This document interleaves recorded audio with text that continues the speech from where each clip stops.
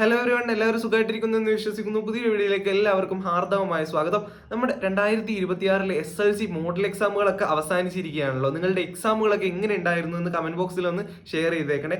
ഞാൻ ഇന്ന് നിങ്ങൾക്ക് മുന്നിൽ വന്നിരിക്കുന്നത് 2026 SLC മോഡൽ ക്വസ്റ്റ്യൻ പേപ്പറിന്റെ ആൻസർ കീ ഡിസ്കഷനുമായിട്ടാണ്.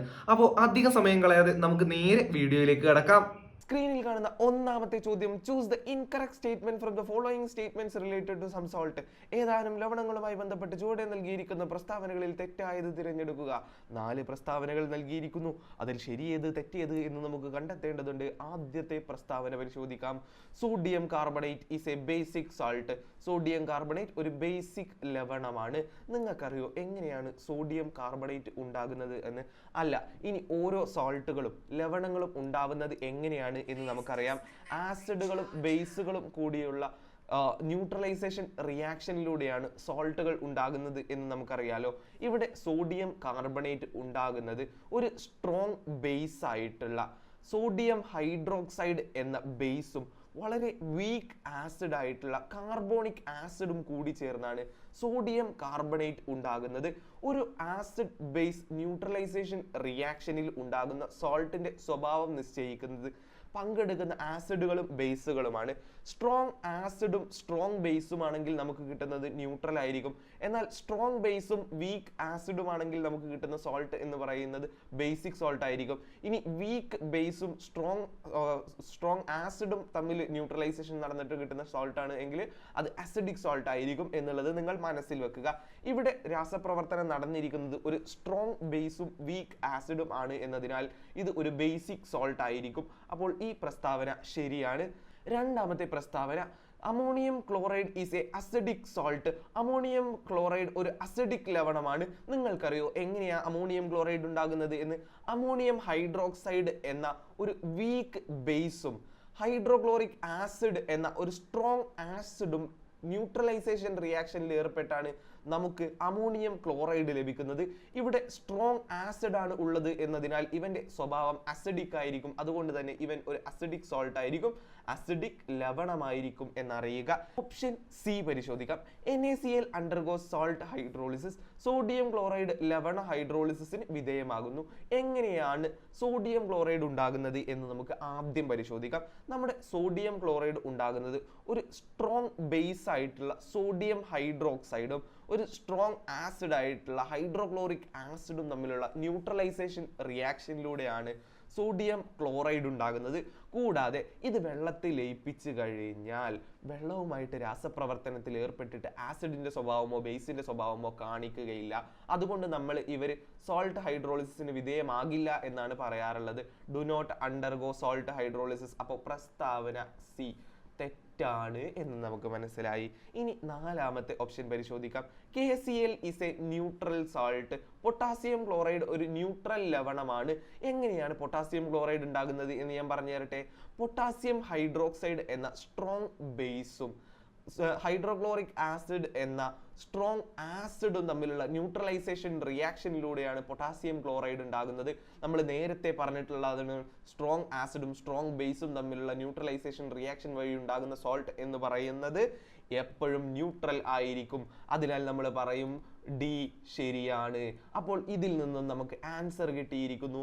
ഓപ്ഷൻ സി ആയിരിക്കും കറക്റ്റ് ആൻസർ. എല്ലാവരും ശരിയാക്കി എന്ന വിശ്വാസത്തോടു കൂടിയിട്ട് അടുത്ത ചോദ്യത്തിലേക്ക്. രണ്ടാമത്തെ ചോദ്യം പറയുന്നു, some statements related to refining of metals are given below. ലോഹശുദ്ധീകരണവുമായി ബന്ധപ്പെട്ട് ചില പ്രസ്താവനകൾ ചുവടെ നൽകിയിരിക്കുന്നു. 3 പ്രസ്താവനകളാണ് നൽകിയത്. ഓരോന്നിനെയും നമുക്ക് പരിശോധിക്കാം. സ്റ്റേറ്റ്മെന്റ് 1, പ്രസ്താവന 1, metals like tin and lead are purified by distillation. Tin, lead തുടങ്ങിയ ലോഹങ്ങളെ സ്വേദനം വഴി ശുദ്ധീകരിക്കുന്നു. ശരിയാണോ തെറ്റാണോ? നിങ്ങൾക്കറിയോ ഈ ടിന്ന്, ലെഡ് അതായത് ഇവന്മാര് വലിയ ബോയിലിംഗ് പോയിന്റ് അല്ലെങ്കിൽ മെൽറ്റിംഗ് പോയിന്റ് ഉള്ള ദ്രവണാങ്കം ഉള്ള ലോഹങ്ങളൊന്നുമല്ല. ഇവരുടെ മെൽറ്റിംഗ് പോയിന്റ് ദ്രവണാങ്കം വളരെ കുറവാണ്. അതുകൊണ്ട് തന്നെ ഇവരെ നമ്മൾ പ്യൂരിഫൈ ചെയ്യാൻ ഉപയോഗിച്ചിരുന്നത് ഒരു ചെരിഞ്ഞ പ്രതലത്തിൽ ഇവരെ വച്ചുകൊണ്ട് ചൂടാക്കിയിട്ടാണ് അല്ലേ? ആ പ്രോസസ്സിനെ നമ്മൾ വിളിച്ചിരുന്ന പേര് ലിക്വേഷൻ എന്നായിരുന്നു. എന്താ വിളിച്ചിരുന്നത്? ലിക്വേഷൻ, മലയാളത്തിൽ ഉരുക്കി വേർതിരിക്കൽ എന്ന് പറഞ്ഞിരുന്നു. അപ്പോൾ സ്റ്റേറ്റ്മെന്റ് 1 ശരിയാണോ തെറ്റാണോ? തെറ്റാണ് എന്ന് നമുക്ക് മനസ്സിലായി. സ്റ്റേറ്റ്മെന്റ് 2, പ്രസ്താവന 2, in electrolytic refining the impure metal is used as the cathode. വൈദ്യുത വിശ്ലേഷണ ശുദ്ധീകരണത്തിൽ അശുദ്ധ ലോഹത്തെ കാഥോഡായി ഉപയോഗിക്കുന്നു. ശരിയോ തെറ്റോ? നമുക്ക് സിമ്പിളായിട്ട് പറയാം തെറ്റാണെന്ന്. കാരണം എന്താണ്? ഇലക്ട്രോലൈറ്റിക് റിഫൈനിങ്ങിൽ നമ്മൾ ഒരു ബാറ്ററിയുടെ പോസിറ്റീവ് നെഗറ്റീവ് സൈഡുകളിലേക്ക് ഓരോന്നിനെ വെച്ചു കൊടുക്കലല്ലേ ഉണ്ടായിരുന്നത്. പോസിറ്റീവ് സൈഡിലായിരുന്നു നമ്മൾ ഇംപ്യുവർ ആയിട്ടുള്ളതിനെ വെച്ചു കൊടുത്തിരുന്നത്. എന്തിനെ വെച്ചിരുന്നത്? ഇംപ്യുവർ ആയിട്ടുള്ള മെറ്റലിനെ വെച്ചു കൊടുത്തിരുന്നത്. എന്നാൽ നെഗറ്റീവ് സൈഡിൽ നമ്മൾ വെച്ചു കൊടുത്തിരുന്നത് നല്ല പ്യുവർ ആയിട്ടുള്ളതിനെയായിരുന്നു. നെഗറ്റീവ് സൈഡിനെ നമ്മൾ കാഥോഡ് എന്നും പോസിറ്റീവ് സൈഡിനെ ആനോഡ് എന്നുമാണ് വിളിച്ചിരുന്നത്. അതുകൊണ്ട് നമുക്ക് പറയാം പ്രസ്താവന 2 തെറ്റാണ്. പ്രസ്താവന 3, statement 3, when metal with a low melting point contains impurities with a high melting point, the method used is liquation. ദ്രവണാങ്കം കുറഞ്ഞ ലോഹത്തോടൊപ്പം അതിനേക്കാൾ ഉയർന്ന ദ്രവണാങ്കമുള്ള അപദ്രവ്യങ്ങൾ കലർന്ന സാഹചര്യത്തിൽ ഉരുക്കി വേർതിരിക്കൽ രീതി ഉപയോഗിക്കുന്നു. ശരിയാണ്. നമ്മൾ പ്രസ്താവന 1 സ്റ്റേറ്റ്മെന്റ് 1 ഡിസ്കസ് ചെയ്തപ്പോൾ അത് പറഞ്ഞിരുന്നു. ചോദ്യം പരിശോധിക്കാം. Which of the following is correct regarding those statement? ഈ പ്രസ്താവനകളെ സംബന്ധിച്ച് ചുവടെ നൽകിയിരിക്കുന്നവയിൽ ശരിയായത് ഏത്? നമുക്ക് മനസ്സിലായി 1ഉം 2ഉം തെറ്റാണ്, 3 ശരിയാണ്. അങ്ങനെയെങ്കിൽ ഓപ്ഷൻ സി ആയിരിക്കും കറക്റ്റ് ആൻസർ എന്ന് പറയുന്നത്. എന്നറിയുമ്പോൾ നിങ്ങൾ ശരിയാക്കി എന്ന വിശ്വാസത്തോടു കൂടി മൂന്നാമത്തെ ചോദ്യത്തിലേക്ക്.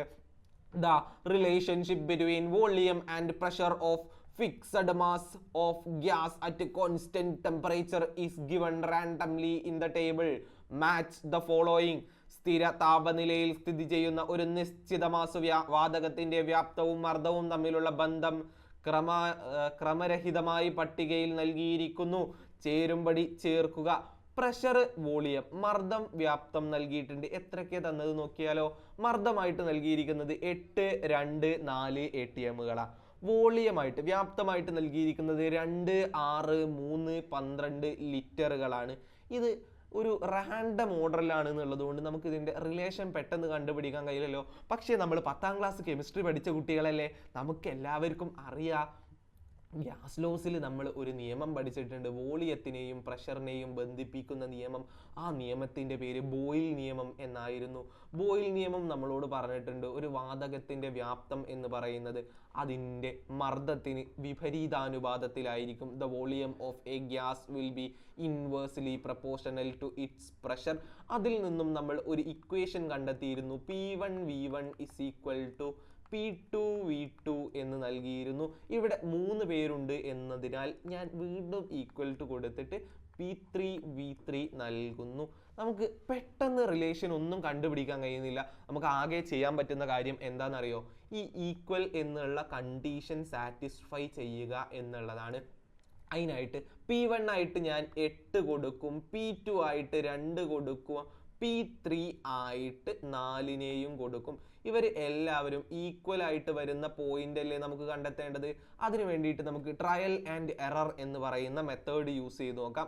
ആദ്യം ഞാനിതാ P1 V1 is equal to P2 V2 ചെയ്യാൻ പോവാണ്. അതിന് വേണ്ടിയിട്ട് ഞാൻ ആദ്യം 2 വെച്ച് കൊടുക്കും. 2 2 സ്ഥലത്തും കൊടുക്കുന്ന സമയത്ത്, അതായത് 8 2 കൊടുക്കുന്ന സമയത്ത് എനിക്ക് അടുത്തൊരു ഓപ്ഷൻ ആക്കിയിട്ട് കൊടുക്കണം എന്നുണ്ടെങ്കിൽ 8 വേണം ഓപ്ഷൻസിൽ, അതില്ല. അങ്ങനെ എനിക്ക് കിട്ടുന്ന ആൻസർ എന്തായിരിക്കും എന്നറിയോ? ഈക്വൽ ആക്കുകയാണ്. നിങ്ങൾ ട്രയൽ ആൻഡ് എറർ മെത്തേഡ് ചെയ്ത് നോക്കിയിട്ടുണ്ടാവും. എനിക്കിതിൽ നിന്ന് ഒറ്റയടിക്ക് മനസ്സിലായതാ. നോക്കിയപ്പോൾ തന്നെ എനിക്ക് മനസ്സിലായി 8 × V1 is equal to 2 × V2 ചെയ്യണം. 8 × 3 എന്ന് പറയുന്നത് 2 × 12 തുല്യമാണ്. അപ്പോൾ എനിക്ക് മനസ്സിലായി എക്സിൻ്റെ ആൻസർ എന്ന് പറയുന്നത് 6, വൈൻ്റെ ആൻസർ എന്ന് പറയുന്നത് S. ഇനി 4 × V3ക്ക് തുല്യമായിരിക്കണം എന്നല്ലേ പറഞ്ഞത്. അപ്പോൾ V3 ആയിട്ട് ഞാൻ എടുക്കാൻ പോകുന്നത് 6 ആണ്. എത്രയാണ് എടുക്കാൻ പോകുന്നത്? 6. അപ്പോൾ എനിക്ക് എന്ത് കിട്ടി? 2 × 12 = 4 × 6 എല്ലാം 24 തുല്യമായിരിക്കും. അപ്പം ഞാൻ പറയും Z = ഓപ്ഷൻ ഏതാ? Q. ഇങ്ങനെ ഒരു ഓപ്ഷൻ നമ്മുടെ ഓപ്ഷൻസിലുണ്ടോ? ഉണ്ട്. ഓപ്ഷൻ ഡി ആയിരിക്കും കറക്റ്റ് ആൻസർ. എല്ലാവരും ശരിയാക്കി എന്ന് വിശ്വസിക്കുന്നു. നിങ്ങൾക്ക് ചെറിയൊരു കൺഫ്യൂഷൻ ഉണ്ടാവും കേട്ടോ. ഇത് ബോയിൽ നിയമത്തിന്റെ ആപ്ലിക്കേഷൻ ആണ് എന്ന് മനസ്സിലാക്കി വെക്കുക. ഇവിടെ ചിന്തിക്കുന്നവർക്ക് ദൃഷ്ടാന്തമുണ്ട്. ചിന്തിച്ച കുട്ടികൾക്ക് മാത്രമേ ഇതിന്റെ ആൻസർ കിട്ടിയിട്ടുണ്ടാവുള്ളൂ. നാലാമത്തെ ചോദ്യം പറയുന്നു, അസേർഷൻ എ, പ്രസ്താവന A, the 3s subshell has higher energy than the 2p subshell. 3s സബ്ഷെല്ലിന് 2p സബ്ഷെല്ലിനേക്കാൾ ഊർജം കൂടുതലാണ്. ശരിയോ തെറ്റോ എന്ന് ജസ്റ്റ് ഒന്ന് നിങ്ങൾ പറഞ്ഞു തരണം. ശരിയാണ് എന്ന് നമുക്ക് എല്ലാവർക്കും അറിയാം. റീസൺ 6, കാരണം 6, the n+l value of 3s subshell is greater than that of 2p subshell. 3s സബ്ഷെല്ലിന്റെ n+l മൂല്യം 2p സബ്ഷെല്ലിനേക്കാൾ കൂടുതലാണ്. അത് നമുക്ക് ജസ്റ്റ് ഒന്ന് പരിശോധിച്ച് നോക്കിയാലോ. നമുക്ക് നൽകിയിരിക്കുന്ന സബ്ഷെല്ലുകൾ 3s-ഉം 2p-യുമാണ്. അതിൽ നിന്ന് അവരുടെ n വാല്യൂവും l വാല്യൂവും കണ്ടെത്തണം. n എന്ന് പറയുന്നത് പ്രിൻസിപ്പൽ ക്വാണ്ടം നമ്പറും l എന്ന് പറയുന്നത് അസിമത്തൽ ക്വാണ്ടം നമ്പറുമാണ്. 3s-ന്റെ n വാല്യൂ എന്ന് പറയുന്നത് 3 ആണ്. 2p-യുടെ n വാല്യൂ എന്ന് പറയുന്നത് 2 ആണ്. ഇനി l കണ്ടുപിടിക്കണ്ടേ? l-ന്റെ മൂല്യങ്ങൾ എങ്ങനെയായിരുന്നു വന്നിരുന്നത്? 0, 1, 2, 3 എന്നിങ്ങനെയായിരുന്നു. 0s, 1 എന്ന് പറയുന്നത് p, 2 ഏതാ? d, 3 f ആണ് എന്ന് നമുക്കറിയാം. അതിൽ നിന്ന് നമുക്ക് l വാല്യൂ കിട്ടി. s-ന്റെ l വാല്യൂ 0, p-യുടെ l വാല്യൂ 1. അങ്ങനെയെങ്കിൽ n+l വാല്യൂ നമ്മൾ പരിശോധിക്കുമ്പോൾ നമുക്ക് കിട്ടും 3s-ന്റേത് 3 തന്നെയാണ്, 2p-യുടെയും 3 തന്നെയാണ്. അപ്പോൾ റീസൺ 6 ശരിയാണോ തെറ്റാണോ? തെറ്റാണ്. അങ്ങനെയാകുമ്പോൾ നമുക്ക് മനസ്സിലായി A is true, R is false. A ശരിയാണ്, R തെറ്റാണ്. ഓപ്ഷൻ സി ആയിരിക്കും കറക്റ്റ് ആൻസർ. എല്ലാവരും ശരിയാക്കിയിട്ടുണ്ട് എന്ന വിശ്വാസത്തോട് കൂടിയിട്ട് 2 മാർക്കിന്റെ സെക്ഷനിലേക്ക് കടക്കുന്നു. 2 മാർക്കിന്റെ സെക്ഷനിലെ ആദ്യത്തെ ചോദ്യം, അതിന് A ക്വസ്റ്റ്യനും B ക്വസ്റ്റ്യനും ഉണ്ട്. A ക്വസ്റ്റ്യൻ ആദ്യം പരിശോധിക്കാം. Structure of A hydro carbon is given. ഒരു ഹൈഡ്രോ കാർബണിന്റെ ഘടന നൽകിയിരിക്കുന്നു. നിങ്ങൾക്ക് ഈ ഹൈഡ്രോ കാർബണിന്റെ ഘടന കാണാൻ കഴിയുന്നില്ലേ? അതിൽ നിന്ന് അതിന്റെ എ ക്വസ്റ്റ്യൻ നമുക്ക് പരിശോധിക്കാം. How many carbon atoms are there in main chain? മുഖ്യ ചെയിനിലെ കാർബൺ ആറ്റങ്ങളുടെ എണ്ണം എത്ര?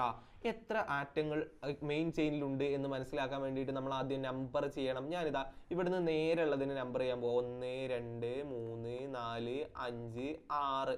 6 എണ്ണമാണ് ഉള്ളത് എന്ന് എനിക്ക് മനസ്സിലായി. ഇനി നമുക്ക് അടുത്ത ഒരു നമ്പറിങ് ചെയ്യാം. ഇങ്ങനെയാണ് ഞാൻ നമ്പർ ചെയ്യാൻ പോകുന്നത്. അങ്ങനെയെങ്കിൽ എനിക്ക് കിട്ടും 1, 2, 3, 4, 5, 6, 7. ഇനി ഞാൻ ഇതാ ഇങ്ങനെ നമ്പർ ചെയ്യാൻ പോവാണ്. അതിന് ഞാൻ വേറെ അടുത്തൊരു കളർ എടുക്കാൻ പോവാണ്. അടുത്തതായിട്ട് ഞാൻ എടുക്കുന്നത് നീല പോലത്തെ ഒരു കളറാണ്. 1, 2, 3, 4. ഇനി ഇവിടുന്ന് ഇങ്ങനെ ചെയ്ത് കഴിഞ്ഞാൽ ശരി തന്നെയല്ലേ ഉണ്ടാവുക. അപ്പോൾ ലോങ് ചെയിൻ ആയിട്ട് ഇതിൽ ഞാൻ ഏതാ സെലക്ട് ചെയ്യേണ്ടത്? ഏറ്റവും കൂടുതൽ കാർബണുകൾ ഉള്ളതല്ലേ സെലക്ട് ചെയ്യേണ്ടത്. ഇവിടെ ഏറ്റവും കൂടുതൽ കാർബണുകളിൽ എങ്ങനെ എണ്ണിയപ്പോഴാണ് ഇതാ ഇങ്ങനെ എണ്ണിയ സമയത്തല്ലേ നമുക്ക് ഏറ്റവും കൂടുതൽ കാർബണുകൾ കിട്ടിയത്. എത്ര കാർബണുകളാ ഉള്ളത് എന്ന് നമുക്ക് മനസ്സിലായി. 7 കാർബണുകളാ ഉള്ളത്. അപ്പോൾ മുഖ്യ ചെയിനിലുള്ള, അതായത് മെയിൻ ചെയിനിലുള്ള കാർബണുകളുടെ എണ്ണം എന്ന് പറയുന്നത് 7 ആയിരിക്കും എന്ന് മനസ്സിലായി. ഇനി നമുക്ക് നോക്കാം അടുത്തത്. What is the position number of the branch? ഇതിലെ ശാഖയുടെ സ്ഥാനസംഖ്യ എത്ര? അത് കണ്ടെത്താൻ വേണ്ടിയിട്ട് നമ്മൾ നമ്പർ ചെയ്യാണ്. 1, 2, 3, 4, 5, 6, 7. ഇങ്ങനെ മാത്രം നമ്പർ ചെയ്താണ്ട് എനിക്ക് പറയാൻ പറ്റുമോ ബ്രാഞ്ച് ആയിട്ടുള്ള മീഥൈൽ നിൽക്കുന്നത് 3ാമത്തെ കാർബണിലാണെന്ന് പറയാൻ പറ്റുമോ? ഈ കേസിൽ വേണമെന്നുണ്ടേ പറയാം. പക്ഷെ അങ്ങനെ പറഞ്ഞു കഴിഞ്ഞാൽ നമ്മൾ കെമിസ്ട്രി പഠിച്ചവന്മാർ തെറ്റല്ലേ ചെയ്യുന്നത്. IUPSC പറഞ്ഞിട്ടുണ്ട് എല്ലാ പോസിബിൾ ആയിട്ടുള്ള തരത്തിലും നമ്പർ ഇടണം. 2, 3, 4, 5, 6, 7. എന്നിട്ട് ചെറുത് എവിടെയാണോ വരുന്നത് അതിനെയാണ് നമ്മൾ സെലക്ട് ചെയ്യേണ്ടത്. ഇപ്പൊ നമുക്ക് മനസ്സിലായി ഏതൊക്കെ പൊസിഷനിലാണ്. നമ്മളിതാ ഇവിടെ നിന്ന് ഇങ്ങോട്ട് എണ്ണുകയാണെന്നുണ്ടെങ്കിൽ 3ാമത്തെ പൊസിഷനിലാണ്. ഇനി ഇവിടെ നിന്ന് അങ്ങോട്ട് എണ്ണുകയാണെന്നുണ്ടെങ്കിൽ എത്രാമത്തെ പൊസിഷനിലാണ്? 5ാമത്തെ പൊസിഷനിലാണ് മീഥൈൽ ഗ്രൂപ്പ് വരുന്നത്. ഈ 3ലും 5ലും ചെറുത് ഏതാണ്? 3 ആണ് ചെറുത് എന്നുള്ളതിനാൽ നമ്മൾ പറയും ശാഖ നിൽക്കുന്നത്, അതായത് പൊസിഷൻ നിൽക്കുന്നത്, പൊസിഷൻ ഓഫ് ദ ബ്രാഞ്ച് നിൽക്കുന്നത് 3ാമത്തെ കാർബണിലാണ് എന്ന് പറയും. എല്ലാവരും ശരിയാക്കി എന്ന് വിശ്വസിച്ചുകൊണ്ട് നമ്മളിതാ 5ാമത്തെ ക്വസ്റ്റ്യന്റെ ബിയിലേക്ക് the IUPAC name of a compound is but 1-ene. ഒരു സംയുക്തത്തിന്റെ IUPAC നാമം ബ്യൂട്ട് 1-ene ആണ്. അങ്ങനെയെങ്കിൽ ഞാൻ ബ്യൂട്ട് 1-ene ജസ്റ്റ് ഒന്ന് വരയ്ക്കാൻ പോവാ. ബ്യൂട്ട് എന്ന് പറഞ്ഞാൽ 4 കാർബൺ ഉള്ളവനാ. ഒന്നാമത്തതിൽ ഈൻ എന്ന് പറയുന്നത് ഡബിൾ ബോണ്ടാ. ഡബിൾ ബോണ്ട് ഒന്നാമത്തെ കാർബണിന്റെ ഇടയിൽ ഡബിൾ ബോണ്ട് ഉണ്ടായിരിക്കും. ബാക്കിയുള്ളവരെ നമ്മൾ ഹൈഡ്രജൻ വെച്ച് വാലൻസി സാറ്റിസ്ഫൈ ചെയ്ത് കൊടുക്കണം നമുക്ക് എല്ലാവർക്കും അറിയാം. അങ്ങനെയെങ്കിൽ ഇതായിരിക്കും ആ കോമ്പൗണ്ട് എന്ന് പറയുന്നത്. എന്നിട്ട് ക്വസ്റ്റ്യൻ പരിശോധിക്കാം. How many carbon atoms are present in this compound? ഈ സംയുക്തത്തിലെ ആകെ കാർബൺ ആറ്റങ്ങളുടെ എണ്ണം എത്ര? നമുക്ക് ആദ്യം തന്നെ മനസ്സിലായി എത്ര ഉള്ളത്?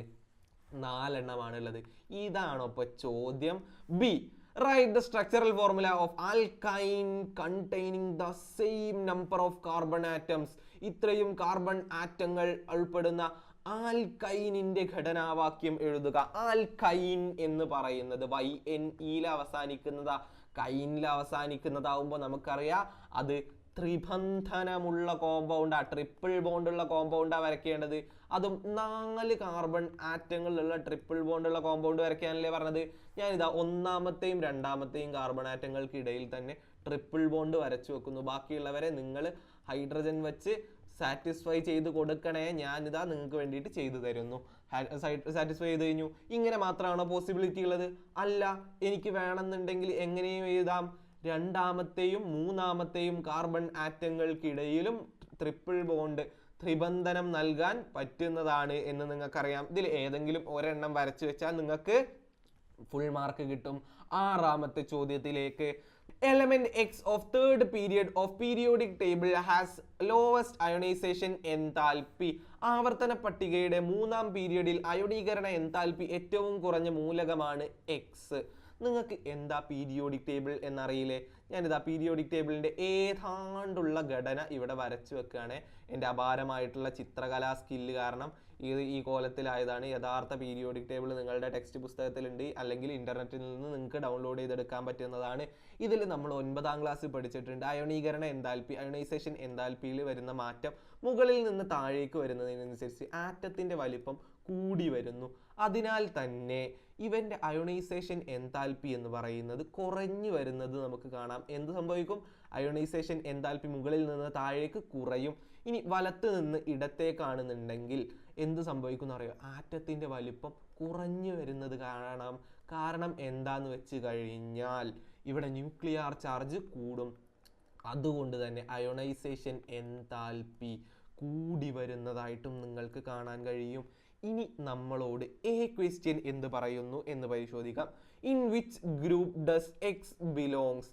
എക്സ് എന്ന മൂലകം ഏത് ഗ്രൂപ്പിൽ ഉൾപ്പെടുന്നു? നമ്മളോട് എക്സിനെ കുറിച്ച് ഒരൊറ്റ വിവരം അവിടെ നൽകിയിട്ടുള്ളത്.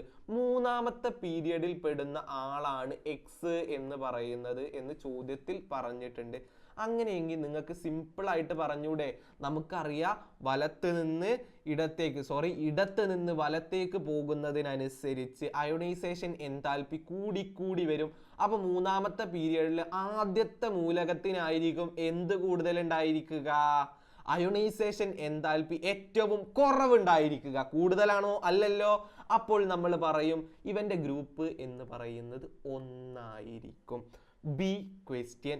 What is it's atomic number? ഈ മൂലകത്തിന്റെ അറ്റോമിക നമ്പർ എത്ര?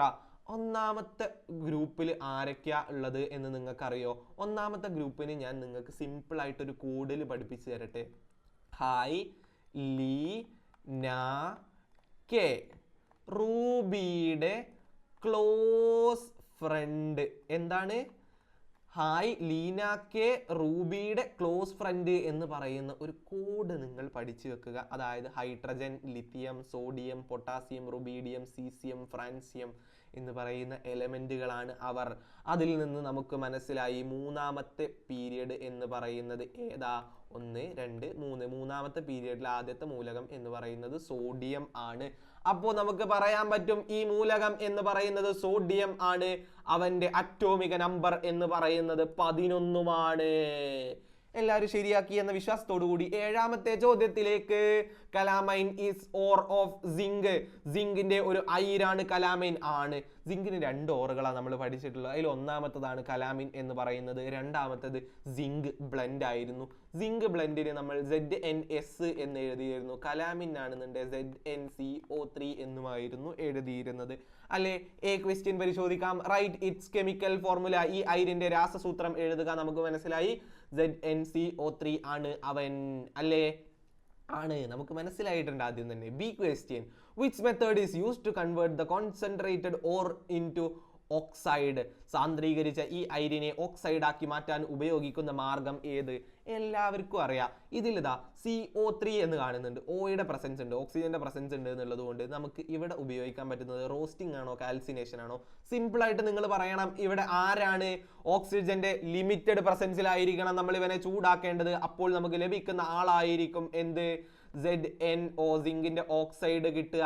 അപ്പോൾ നമ്മൾ ഇവിടെ ഉപയോഗിക്കുന്ന മെത്തേഡിന്റെ പേര് എന്താണ് എന്ന് നിങ്ങൾ അറിയുമോ? കാൽസിനേഷൻ ആണവൻ. എന്താണ്? കാൽസിനേഷൻ ആണ് എന്ന് ഓർമ്മിപ്പിച്ചുകൊണ്ട് 8ാമത്തെ ചോദ്യത്തിലേക്ക്. A few data related to a gas is given below. ഒരു വാതകവുമായി ബന്ധപ്പെട്ട ഏതാനും വിവരങ്ങൾ ചുവടെ നൽകിയിരിക്കുന്നു. ഓരോന്നോരോന്നായിട്ട് പരിശോധിക്കാം. Used for the production of nitrogen fertilizers required for plant growth. സസ്യങ്ങളുടെ വളർച്ചയ്ക്ക് ആവശ്യമായ നൈട്രജൻ വളങ്ങൾ നിർമ്മിക്കുന്നതിന് ഉപയോഗിക്കുന്നു. അടുത്തതായിട്ട് നൽകിയിരിക്കുന്നു has a basic nature, basic സ്വഭാവമുള്ളത്. മൂന്നാമതായി നൽകിയിരിക്കുന്നു its density is less than that of air, വായുവിനേക്കാൾ സാന്ദ്രത കുറവാണ്. ഏതാണ്ട് ഈ സ്വഭാവങ്ങളൊക്കെ കേൾക്കുമ്പോൾ തന്നെ നമുക്ക് മനസ്സിലാവും ഇവൻ എന്ന് പറയുന്നത് മറ്റാരുമല്ല, നമ്മുടെ അമോണിയയാണ് അല്ലേ. ആണ്, ഇവന് ബേസിക് സ്വഭാവമാണ് ഉള്ളതെന്ന് നമുക്കറിയാം. നമ്മൾ ഇതിനെ നൈട്രജൻ ഫെർട്ടിലൈസർ ഉണ്ടാക്കാൻ വേണ്ടിയിട്ട് ഉപയോഗിക്കലുണ്ട്. ഇതിന് വായുവിനേക്കാൾ ഡെൻസിറ്റി കുറവാണ് എന്നുള്ളതും നമുക്ക് അറിയാവുന്നത് കൊണ്ട് തന്നെ നമ്മൾ പറയും ഇത് ammonia compound.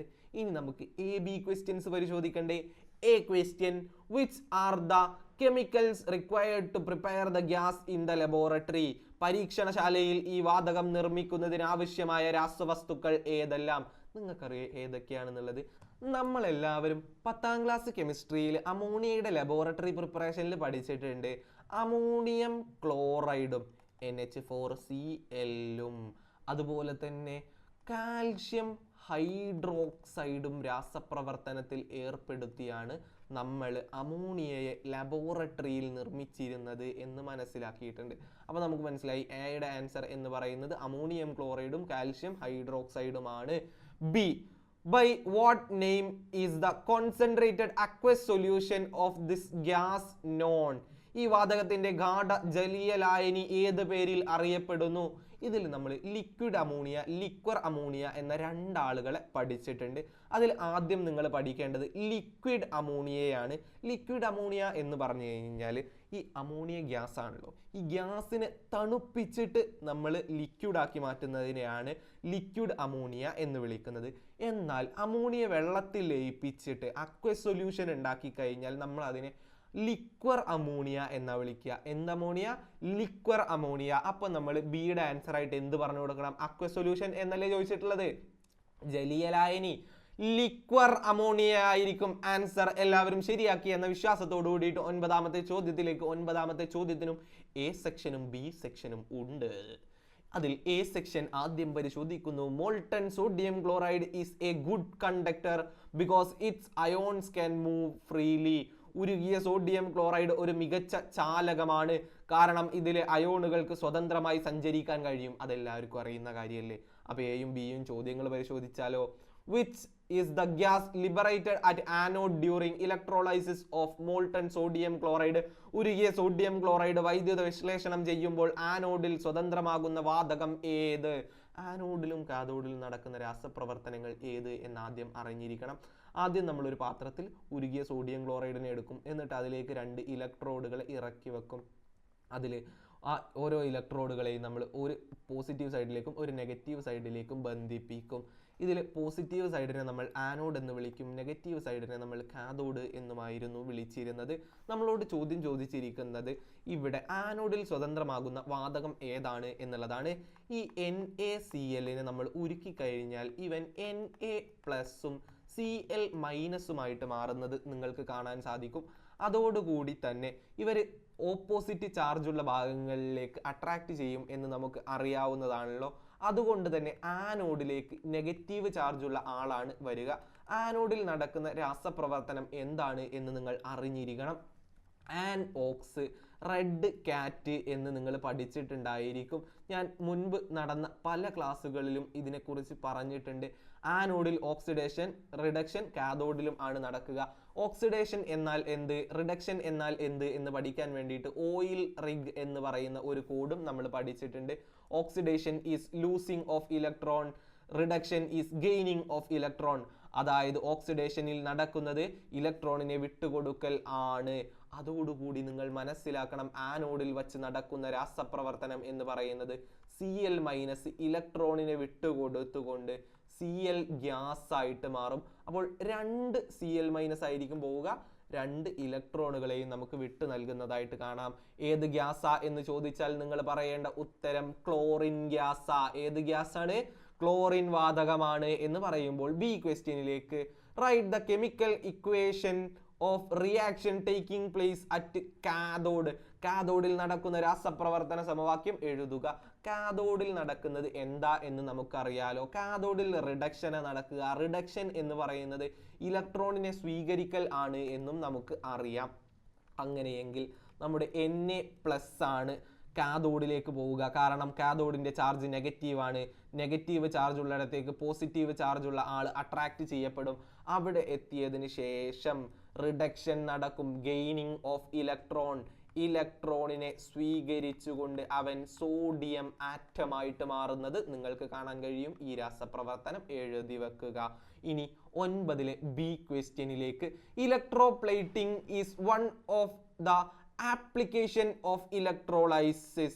Copper can be coated on the iron bangle by this process. വൈദ്യുത വിശ്ലേഷണത്തിന്റെ ഉപയോഗങ്ങളിൽ ഒന്നാണ് വൈദ്യുത ലേപനം. ഈ പ്രക്രിയ ഉപയോഗിച്ച് ഒരു ഇരുമ്പ് വളയിൽ ചെമ്പ് ആവരണം ചെയ്യാൻ കഴിയും. നിങ്ങൾക്ക് എല്ലാവർക്കും ഇതിനെക്കുറിച്ച് കറക്റ്റായിട്ട് അറിയാം എന്ന് വിശ്വസിക്കുന്നു. നമ്മൾ ആദ്യം ഒരു പാത്രത്തിൽ എന്തെടുക്കും, 2 ഇലക്ട്രോഡുകൾ വെക്കും. അതിൽ ഒന്നാമത്തെ സൈഡിലേക്ക് നമ്മൾ കണക്ട് ചെയ്യാൻ പോകുന്നത് നമുക്കിവിടെ നൽകിയിട്ടുള്ള സാധനങ്ങളാണ്. ആദ്യം നമ്മൾ എടുക്കാൻ പോകുന്നത് കോപ്പറിൻ്റെ ദണ്ടിനെ ആയിരിക്കും ആദ്യം എടുക്കുക. എന്നിട്ട് നമ്മൾ അടുത്ത ഒരു സൈഡിൽ ഇരുമ്പിൻ്റെ വളയെയും എടുക്കും. എന്നിട്ട് നമുക്ക് ഏത് മെറ്റലിനെയാണോ ഏത് മെറ്റലിൻ്റെ മുകളിൽ കോട്ട് ചെയ്യേണ്ടത്, ഇവിടെ നമ്മളോട് പറഞ്ഞത് കോപ്പറിനെയാണ് ഇരുമ്പിൻ്റെ വളയൻ്റെ മുകളിൽ കോട്ട് ചെയ്യേണ്ടത് എന്നുള്ളതാണ്. അതുകൊണ്ട് തന്നെ നമ്മൾ ചെയ്യേണ്ടത് ഏത് മെറ്റലിനെയാണോ കോട്ട് ചെയ്യേണ്ടത് അതിനെ ബാറ്ററീൻ്റെ പോസിറ്റീവ് സൈഡിലേക്ക് കണക്ട് ചെയ്യും. എന്തിൻ്റെ മുകളിലാണോ കോട്ട് ചെയ്യേണ്ടത് അതിനെ നമ്മൾ നെഗറ്റീവ് സൈഡിലേക്കും കണക്ട് ചെയ്യും. അപ്പോൾ നമുക്ക് റിയാക്ഷൻ നടക്കുന്നത് കാണാം. ഇത് റിയാക്ഷൻ നടക്കണമെന്നുണ്ട് ഇവിടെ ഒരു ഇലക്ട്രോലൈറ്റ് കൂടെ എടുക്കണം കേട്ടോ. ഇവിടെ നമ്മൾ എടുക്കാൻ പോകുന്ന ഇലക്ട്രോലൈറ്റ് ആയിരിക്കും കോപ്പർ സൾഫേറ്റ് എന്ന് പറയുന്നത് എന്നും നിങ്ങൾ അറിഞ്ഞിരിക്കുക. ഇനി AB ക്വസ്റ്റ്യൻസ് പരിശോധിക്കാം. A question, which is the metal connected to negative terminal of battery here? ഇവിടെ ബാറ്ററിയുടെ നെഗറ്റീവ് ടെർമിനലുമായി ബന്ധിപ്പിച്ചിരിക്കുന്ന ലോഹം ഏത്? നമ്മൾ ആദ്യമേ പറഞ്ഞു, ഇരുമ്പിൻ്റെ വളയായിരിക്കും ഇവിടെ നമ്മൾ കണക്ട് ചെയ്തിരിക്കുക. അതായത് ഇരുമ്പാണ് നമ്മളിവിടെ കണക്ട് ചെയ്തിരിക്കുന്നത്. ഓക്കെ ആണെന്ന് വിശ്വസിച്ചുകൊണ്ട് ബി ക്വസ്റ്റ്യനിലേക്ക് write the chemical equation of reaction taking place at anode. ആനോഡിൽ നടക്കുന്ന രാസപ്രവർത്തനത്തിന്റെ രാസസമവാക്യം എഴുതുക. നമുക്ക് എല്ലാവർക്കും അറിയാം ആനോഡിൽ ആൻ, ഓക്സ്, റെഡ് കാറ്റിൽ നിന്നും നമുക്ക് മനസ്സിലായതാണ് ആനോഡിൽ നടക്കുന്ന റിയാക്ഷൻ ഓക്സിഡേഷൻ ആണ്. Oxidation is losing of electron, reduction is gaining of electron എന്ന് ഓയിൽ റിഗും പറഞ്ഞു തന്നിരിക്കുന്നു. അപ്പോൾ ആനോഡിൽ നടക്കുന്ന രാസപ്രവർത്തനം എന്തായിരിക്കും? ആനോഡിൽ നിൽക്കുന്നത് ശുദ്ധമായ കോപ്പറാണ് അല്ലേ? ഈ കോപ്പർ എന്ത് ചെയ്യും? Losing of electron. കോപ്പർ ഇലക്ട്രോണിനെ വിട്ടുകൊടുത്ത് Cu2+ ആയിട്ട് മാറുന്നത് നിങ്ങൾക്ക് കാണാൻ സാധിക്കും. ഇതായിരിക്കും അവിടെ ആനോഡിൽ നടക്കുന്ന രാസപ്രവർത്തനം എന്ന് പറയുന്നത് എന്ന് മനസ്സിലാക്കുമ്പോൾ 10ാമത്തെ ചോദ്യത്തിലേക്ക് at 1 atm pressure and 273 Kelvin temperature 320 gram of sulfur dioxide has a volume of 112 litre. ഒരു ATM മർദ്ദത്തിലും 273 കെൽവിൻ താപനിലയിലും സൂക്ഷിച്ചിരിക്കുന്ന 320 ഗ്രാം സൾഫർ ഡൈ ഓക്സൈഡിന് 112 ലിറ്റർ വ്യാപ്തമുണ്ട്? AB ക്വസ്റ്റ്യൻസ് ഒന്ന് പരിശോധിക്കാം, എന്നിട്ട് മാത്രം നമുക്ക് ഇതിന് ആൻസർ ചെയ്താൽ മതി. A question, what is the volume of 10 gram of H2 under the same pressure and temperature? ഇതേ താപനിലയിലും മർദ്ദത്തിലും സ്ഥിതി ചെയ്യുന്ന 10 ഗ്രാം ഹൈഡ്രജന്റെ വ്യാപ്തം എത്ര? പിന്നെ B question, state the law related to this situation. ഇതുമായി ബന്ധിപ്പിച്ചിരിക്കുന്ന വാതക നിയമം പ്രസ്താവിക്കുക. താഴെ നൽകിയിട്ടുണ്ട്. മോളാർ മാസ് സൾഫർ ഡൈ ഓക്സൈഡിൻ്റെത് 64 ആണ്, ഹൈഡ്രജൻ്റെത് 2 ആണ് എന്ന് നൽകിയിരിക്കുന്നു. നമുക്ക് അറിയാവുന്ന ഒരു കാര്യമുണ്ട്, ഇവിടെ 320 ഗ്രാം സൾഫർ ഡൈ ഓക്സൈഡ് ഉണ്ട് എന്നാണ് പറഞ്ഞിട്ടുള്ളത്. അതിൽ തന്നെ 1 മോള് സൾഫർ ഡൈ ഓക്സൈഡിൻ്റെ മാസ് എന്ന് പറയുന്നത് എത്രയാണ്? 64 ആണ് എന്നും പറഞ്ഞിരിക്കുന്നു.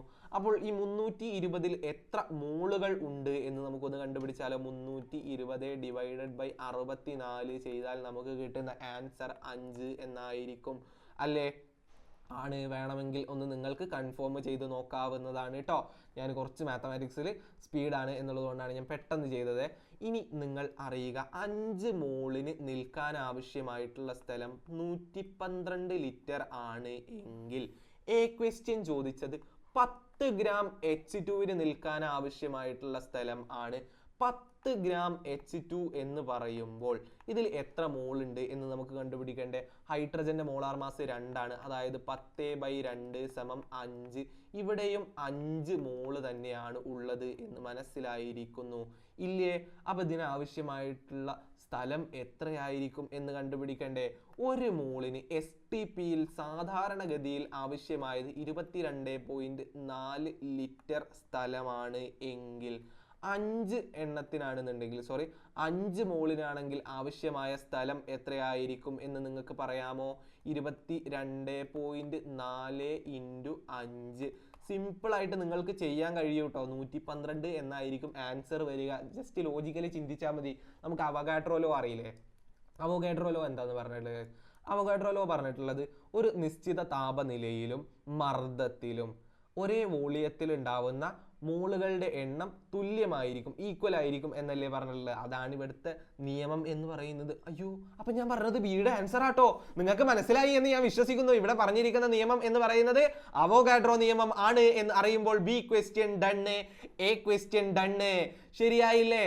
നമ്മൾ എന്തൊരു പെട്ടെന്ന അബദ്ധത്തിലാണെങ്കിലും 10ാമത്തെ ചോദ്യത്തിന് ആൻസർ ചെയ്തിട്ടുള്ളത്.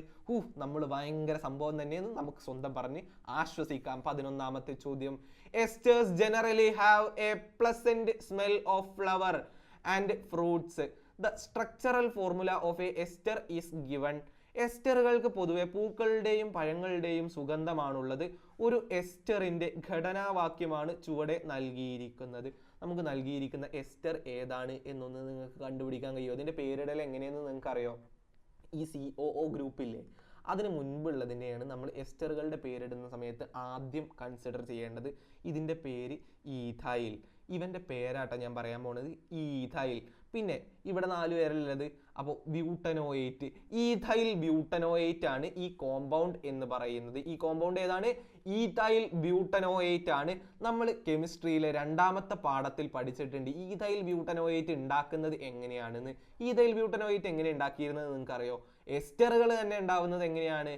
ആസിഡുകളും അതുപോലെ തന്നെ ആൽക്കഹോളുകളും രാസപ്രവർത്തനത്തിൽ ഏർപ്പെട്ടുകൊണ്ടാണ് നമുക്ക് എന്ത് കിട്ടിയിരുന്നത്? എസ്റ്ററുകൾ ലഭിച്ചിരുന്നത്. അതുകൊണ്ട് തന്നെ നിങ്ങൾ അറിയുക, ഈഥൈൽ എത്തനോയേറ്റ് ഉണ്ടാവാൻ വേണ്ടിയിട്ട് നമ്മൾ രാസപ്രവർത്തനത്തിൽ ഏർപ്പെടുത്തേണ്ട ആസിഡാണ് ബ്യൂട്ടനോയിക് ആസിഡ്. ഏതാ ആസിഡ്? Butanoic acid. അതുപോലെ തന്നെ ഈ രാസപ്രവർത്തനത്തിൽ ഏർപ്പെടേണ്ട ആൽക്കഹോളാണ് എത്തനോയിക് ആസിഡ്, അല്ലെങ്കിൽ ഇതിനെ ഈഥൈൽ ആൽക്കഹോൾ എന്നും വിളിക്കാറുണ്ട് എന്ന് നിങ്ങൾ അറിഞ്ഞിരിക്കുക.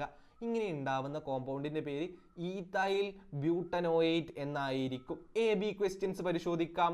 Which fruits smell does this ester have? ഈ എസ്റ്ററിന് ഏത് പഴത്തിന്റെ സുഗന്ധമാണുള്ളത്?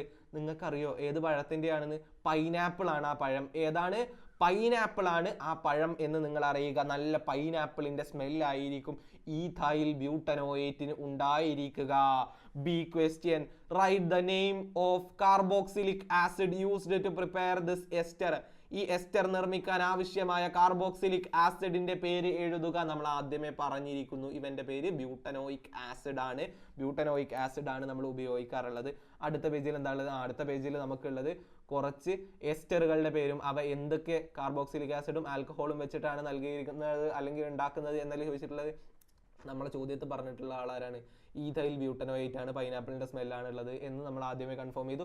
ഇത് ജസ്റ്റ് ഒന്ന് പഠിച്ച് വച്ചോളുണ്ട്. ചോദ്യം വന്നു കഴിഞ്ഞാൽ നിങ്ങൾക്ക് ആൻസർ ചെയ്യാനുള്ള ആ SSLC എക്സാം നമ്മളെ പഠിക്കലെത്തി നിൽക്കുകയാണ്. 12ാമത്തെ ചോദ്യം, a reversible reaction in equilibrium is given. സന്തുലിതാവസ്ഥയിലുള്ള ഒരു ഉഭയദിശാ രാസപ്രവർത്തനം നൽകിയിരിക്കുന്നു. 2 NO gas plus O2 gives 2NO2 plus heat എന്നതാണ് റിയാക്ഷൻ. ഇനി AB ക്വസ്റ്റ്യൻസ് നമുക്ക് പരിശോധിക്കാം. A question, write any 2 characteristics of equilibrium. സന്തുലിതാവസ്ഥയുടെ ഏതെങ്കിലും 2 സവിശേഷതകൾ എഴുതുക. എന്താണ് സന്തുലിതാവസ്ഥ എന്ന് നിങ്ങൾക്ക് അറിയാലോ. അതായത് റേറ്റ് ഓഫ് റിയാക്ഷന് ഫോർവേഡ് റിയാക്ഷൻ്റെയും ബാക്ക്വേർഡ് റിയാക്ഷൻ്റെയും റേറ്റ് സെയിം ആയിരിക്കും. പുരോപ്രവർത്തന നിരക്കും പശ്ചാത് പ്രവർത്തന നിരക്കും തുല്യമായിരിക്കും. അപ്പോൾ ഒന്നാമത്തെ ക്യാരക്ടറിസ്റ്റിക്കായി എന്താണ്? പുരോപ്രവർത്തന പശ്ചാത് പ്രവർത്തന നിരക്കുകൾ തുല്യമായിരിക്കും. The rate of forward reaction and backward reaction will be equal. പിന്നെ ഇക്വിലിബ്രിയം സാധ്യമായിട്ടുള്ളത് എപ്പോഴും ഒരു ക്ലോസ്ഡ് സിസ്റ്റത്തിലാണ്. Only possible in a closed system. അതിന് മലയാളത്തിൽ നമ്മൾ സംവൃത വ്യൂഹത്തിൽ മാത്രമേ സാധ്യമായിട്ടുള്ളൂ എന്നാണ് പറയാറുള്ളത്. പിന്നെ ഈ ഇക്വിലിബ്രിയത്തിലാവുന്ന അവസ്ഥയിലുണ്ടല്ലോ, റിയാക്റ്റൻസും പ്രോഡക്ട്സും കോ എക്സിസ്റ്റ് ചെയ്യും. അഭികാരകങ്ങളും ഉൽപ്പന്നങ്ങളും ഒരേ സമയത്ത് ഉണ്ടായിരിക്കും എന്നറിയുമ്പോൾ ഇതാ നമ്മൾ 2-3 പ്രത്യേകത പറഞ്ഞില്ലേ, അതിൽ 2 എഴുതി വെച്ചാൽ നിങ്ങൾക്ക് മാർക്ക് കിട്ടും. B ക്വസ്റ്റ്യൻ പരിശോധിക്കാം. How do the following changes affect the rate of forward reaction. താഴെ നൽകിയിരിക്കുന്ന മാറ്റങ്ങൾ പുരോപ്രവർത്തന നിരക്കിൽ എങ്ങനെ സ്വാധീനിക്കുന്നു? അതിൽ ആദ്യം നൽകിയിരിക്കുന്നത് ഒന്നാമത് ആഡിങ് മോർ ഓക്സിജൻ, കൂടുതൽ ഓക്സിജൻ ചേർക്കുന്നു. ഇവിടെ ഓക്സിജൻ ഉള്ളത് റിയാക്റ്റൻസിന്റെ ഭാഗത്താണ്, അഭികാരകങ്ങളുടെ ഭാഗത്താണ് ഓക്സിജൻ ഉള്ളത്. ഇവിടെ ഓക്സിജന്റെ അളവ് കൂടിക്കഴിഞ്ഞാൽ അഭികാരകങ്ങളുടെ ഭാഗത്ത് റിയാക്റ്റൻസിന്റെ സൈഡിൽ ഓക്സിജന്റെ അളവ് കൂടിക്കഴിഞ്ഞാൽ ഈ റിയാക്ഷൻ സ്വാഭാവികമായിട്ടും അളവിനെ കുറയ്ക്കാൻ ശ്രമിക്കൂലേ? അതിനു വേണ്ടിയിട്ട് ചെയ്യാൻ പറ്റുന്നതാണ് പുരോപ്രവർത്തനം അഥവാ ഫോർവേഡ് റിയാക്ഷൻ എന്ന് പറയുന്നത്. ഓക്സിജൻ കൂടുതൽ ചേർത്ത് കൊടുത്തു കഴിഞ്ഞാൽ പുരോപ്രവർത്തന നിരക്ക് വർദ്ധിക്കും അഥവാ the rate of forward reaction increases എന്ന് നമുക്ക് പറഞ്ഞു കൊടുക്കാൻ പറ്റും. രണ്ടാമതായിട്ട് പറഞ്ഞിട്ടുള്ളത് ഇൻക്രീസിങ് പ്രഷർ, മർദ്ദം കൂട്ടുന്നു. മർദ്ദം കൂടിക്കഴിഞ്ഞാൽ എന്ത് മാറ്റം ഉണ്ടാവുക എന്നുള്ളത് നമ്മൾ പഠിച്ചിട്ടില്ലേ? നമ്മൾ 10ാം ക്ലാസ് കെമിസ്ട്രിയിൽ പഠിച്ചിട്ടുണ്ട്. മർദ്ദം കൂടിക്കഴിഞ്ഞാൽ എവിടെയാണോ മോളുകളുടെ എണ്ണം കൂടുതലുള്ളത് അവിടെ നിന്നും മോളുകളുടെ എണ്ണം കുറവുള്ള ദിശയിലേക്ക്, കുറവുള്ള സൈഡിലേക്ക് റിയാക്ഷൻ ഷിഫ്റ്റ് ആവുന്നത് കാണാം. ഇവിടെ നമ്മൾ എത്ര മോളുകളാണ് എല്ലാ സൈഡിലുള്ളത്? അഭികാരകങ്ങളുടെ ഭാഗത്തും ഉൽപ്പന്നങ്ങളുടെ ഭാഗത്തും, അതായത് റിയാക്റ്റൻസിന്റെ സൈഡിലും പ്രോഡക്ട്സിന്റെ സൈഡിലുള്ള മോളുകളുടെ എണ്ണം കണ്ടുപിടിക്കാൻ പോവാണ്. റിയാക്റ്റൻസിന്റെ സൈഡിൽ അഭികാരകങ്ങളുടെ ഭാഗത്ത് NO 2 മോളുണ്ട്, ഓക്സിജൻ 1 മോളുണ്ട്, അതായത് മൊത്തം 3 മോളാണുള്ളത്. എന്നാൽ ഉൽപ്പന്നത്തിന്റെ ഭാഗത്ത് ആകെ 2 നൈട്രജൻ ഡൈ ഓക്സൈഡ് മാത്രമേ ഉള്ളൂ. അതുകൊണ്ട് തന്നെ നമുക്ക് മനസ്സിലായി അഭികാരകങ്ങളുടെ ഭാഗത്ത് റിയാക്റ്റൻസിന്റെ സൈഡിലാണ് മോളുകളുടെ എണ്ണം കൂടുതലുള്ളത്. അപ്പൊ പ്രഷർ കൂടിക്കഴിഞ്ഞാൽ കൂടുതൽ മോളുകൾ ഉള്ളിടത്തുനിന്ന് കുറഞ്ഞ മോളുകൾ ഉള്ളിടത്തേക്കല്ലേ രാസപ്രവർത്തനം നടക്കുക. അങ്ങനെയെങ്കിൽ നമുക്ക് മനസ്സിലാവും ഇവിടെ പുരോപ്രവർത്തന നിരക്ക് വർദ്ധിക്കുന്നു. The rate of forward reaction increases. അപ്പൊ രണ്ടവസ്ഥയിലും ഇൻക്രീസസ് ആണ് എന്നറിയുമ്പോൾ ഇതാ നമ്മൾ 13ാമത്തെ ചോദ്യത്തിലേക്ക്. 13ാമത്തെ ചോദ്യത്തിന് A പാർട്ടും B പാർട്ടും ഉണ്ട്. അതിൽ ആദ്യം A പാർട്ട് പരിശോധിക്കാം. Bauxite ore is concentrated by leaching with sodium hydroxide. Sodium hydroxide ഉപയോഗിച്ച് ലീച്ചിങ് നടത്തിയാണ് ബോക്സൈറ്റ് അയിര് ശുദ്ധീകരിക്കുന്നത്. ബോക്സൈറ്റ് എന്ന് പറയുന്നത് അലൂമിനിയത്തിന്റെ അയിരാണ് എന്നുള്ളത് നിങ്ങൾ അറിഞ്ഞിരിക്കണം. എങ്ങനെയാണ് ബോക്സൈറ്റിൽ നിന്ന് അലൂമിനിയം ഉണ്ടാക്കുന്നത് എന്ന് നമുക്ക് ആദ്യം ഒന്ന് പരിശോധിക്കാം. എന്നിട്ടാവാം ABC ചോദ്യങ്ങൾ. നിങ്ങൾക്കറിയോ ബോക്സൈറ്റിനെ നമ്മൾ എന്താ വിളിച്ചിരുന്നത് എന്ന്? Al2O3 2H2O എന്നതാണ് അതിൻ്റെ മോളിക്കുലാർ ഫോർമുലേ എന്ന് പറയുന്നത്.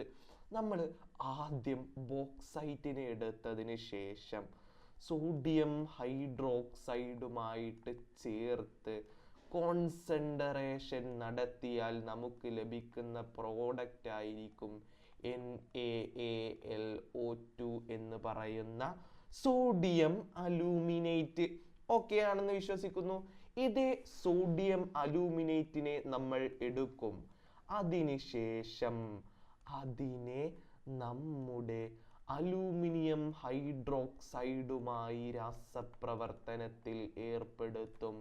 എന്നിട്ട് വെള്ളമൊഴിച്ച് ഡൈല്യൂട്ട് ചെയ്യും. അതോടുകൂടിയിട്ട് നമുക്ക് ഒരുപാട് അലൂമിനിയം ഹൈഡ്രോക്സൈഡുകളെ ലഭിക്കും എന്ന് അറിഞ്ഞിരിക്കുക. അതിനുശേഷം നമ്മൾ ഈ ലഭിച്ച അലൂമിനിയം ഹൈഡ്രോക്സൈഡിനെ എന്ത് ചെയ്യും എന്ന് വെച്ചാൽ നന്നായിട്ട് ചൂടാക്കും. ചൂടാക്കിയാൽ നമുക്ക് ആൻഹൈഡ്രസ് അലൂമിന ലഭിക്കും. എന്ത് ലഭിക്കും? ആൻഹൈഡ്രസ് അലൂമിന ലഭിക്കും. ഈ അലൂമിനേന് നമ്മൾ ക്രയോലൈറ്റിൽ മിക്സ് ചെയ്യും. എന്തിനാ ക്രയോലൈറ്റിൽ മിക്സ് ചെയ്യുന്നതെന്ന് അറിയോ? 2 കാരണങ്ങൾക്ക് വേണ്ടിയിട്ടാണ് ക്രയോലൈറ്റിൽ മിക്സ് ചെയ്യുന്നത്. ഒന്നാമത്തേതാണ് വൈദ്യുത ചാലകത, ഇലക്ട്രിക് കണ്ടക്ടിവിറ്റി കൂട്ടാൻ വേണ്ടിയിട്ട്. രണ്ടാമത്തേതാണ് ഈ അലൂമിനിയൻ്റെ മെൽറ്റിംഗ് പോയിന്റ്, ദ്രവണാങ്കം കുറയ്ക്കുന്നതിന് വേണ്ടിയിട്ട്. എന്നിട്ട് നമ്മൾ ഇതിനെ ഇലക്ട്രോലൈസ് ചെയ്താണ് അൺഹൈഡ്രസ് അലൂമിനയിൽ നിന്നും ശുദ്ധമായ അലൂമിനിയം ഉണ്ടാക്കിയെടുക്കുന്നത് എന്ന് നിങ്ങൾ അറിയുക. ഇനി നമുക്ക് ABC ചോദ്യങ്ങൾ പരിശോധിക്കാം. Which compound is formed when bauxite dissolve in hot NaOH? നമ്മൾ ആദ്യമേ പറഞ്ഞു, മലയാളം ഒന്ന് വായിച്ചിട്ട് പോവാം. ബോക്സൈറ്റ് ചൂടുള്ള NaOH ലയിച്ച് ഉണ്ടാകുന്ന സംയുക്തമേത്? നമുക്ക് ആദ്യം മനസ്സിലായില്ലേ? സോഡിയം അലൂമിനേറ്റ് ആണവൻ. അപ്പോൾ എയുടെ ആൻസർ ഇതാ നമ്മൾ ഇവിടെ എഴുതി വച്ചിരിക്കുന്നു. ഇനി B ചോദ്യം പരിശോധിക്കാം. How is the metal hydroxide precipitated from the solution? ലായനിയിൽ നിന്ന് ലോഹ ഹൈഡ്രോക്സൈഡിനെ അവക്ഷിപ്തപ്പെടുത്തുന്നത് എങ്ങനെ? നമ്മൾ ആദ്യമേ പറഞ്ഞിരിക്കുന്നു സോഡിയം അലൂമിനേറ്റിൽ നിന്നും എങ്ങനെയാണ് നമ്മൾ അലൂമിനിയം ഹൈഡ്രോക്സൈഡിനെ പ്രസിപ്പിറ്റേറ്റ് ചെയ്തിരുന്നത്. അതിന് അലൂമിനിയം ഹൈഡ്രോക്സൈഡ് ലയിപ്പിച്ച് വെള്ളം കൊണ്ട് ഡൈല്യൂട്ട് ചെയ്തെടുത്താണ് ശുദ്ധമായ അലൂമിനിയം ഹൈഡ്രോക്സൈഡിനെ നമ്മൾ പ്രസിപ്പിറ്റേറ്റ് ചെയ്തെടുത്തിരുന്നത്. ഇനി C ക്വസ്റ്റ്യൻ പരിശോധിക്കാം. How is the precipitate converted to alumina? അവിക്ഷിപ്തത്തെ അലൂമിനയാക്കി മാറ്റുന്നത് എങ്ങനെ? നമ്മൾ ആദ്യമേ പറഞ്ഞു. ഇതൊക്കെ നമ്മൾ ആദ്യം ഡിസ്കസ് ചെയ്തല്ലേ, സിമ്പിൾ പരിപാടി. നമ്മൾ എന്താ ചെയ്തത്? അലൂമിനിയം ഹൈഡ്രോക്സൈഡിനെ ചൂടാക്കിയിട്ടാണ് അലൂമിന ഉണ്ടാക്കിയെടുത്തത് എന്ന് നമ്മൾ അറിയുമ്പോൾ ഇതാ 3 ചോദ്യങ്ങൾക്ക് ഉത്തരം നൽകി. ഇനി ഇതാ B ക്വസ്റ്റ്യനിലേക്ക്. Iron is produced in a steel tower known as blast furnace which are 25 to 30 meter high.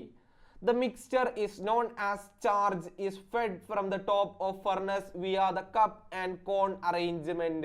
Blast furnace എന്നറിയപ്പെടുന്ന 25 മുതൽ 30 മീറ്റർ വരെ ഉയരമുള്ള സ്റ്റീൽ ടവറിലാണ് ഇരുമ്പ് നിർമ്മിക്കുന്നത്. ചാർജ് എന്നറിയപ്പെടുന്ന മിശ്രിതം കപ്പും കോണും സംവിധാനം വഴി ഫർണസിന് മുകളിൽ കൂടി നിക്ഷേപിക്കുന്നു. നമുക്ക് ഈ ചോദ്യം പരിശോധിക്കുന്നതിന് മുൻപ് എങ്ങനെയാണ് ബ്ലാസ്റ്റ് ഫർണസ് ഉപയോഗിച്ചുകൊണ്ട് ഇരുമ്പിന് ഉണ്ടാക്കിയിരിക്കുന്നത് എന്ന് പരിശോധിക്കാം. അതിനായിട്ട് ഞാനിവിടെ ബ്ലാസ്റ്റ് ഫർണസിൻ്റെ ചിത്രം എടുത്തിരിക്കുന്നു. ഈ മുകളിൽ കാണുന്ന വി ഷേപ്പുള്ള ഭാഗം ഉണ്ടല്ലോ, ഇതിനെയാണ് നമ്മൾ കപ്പ് കോർണർ ബന്ധം എന്ന് പറയുന്നത്, അല്ലെങ്കിൽ ഭാഗം എന്ന് പറയുന്നത്.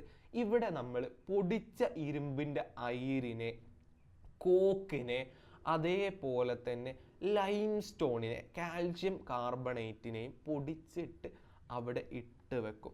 എന്നിട്ട് ഇവിടെ നല്ല ചൂടാക്കും.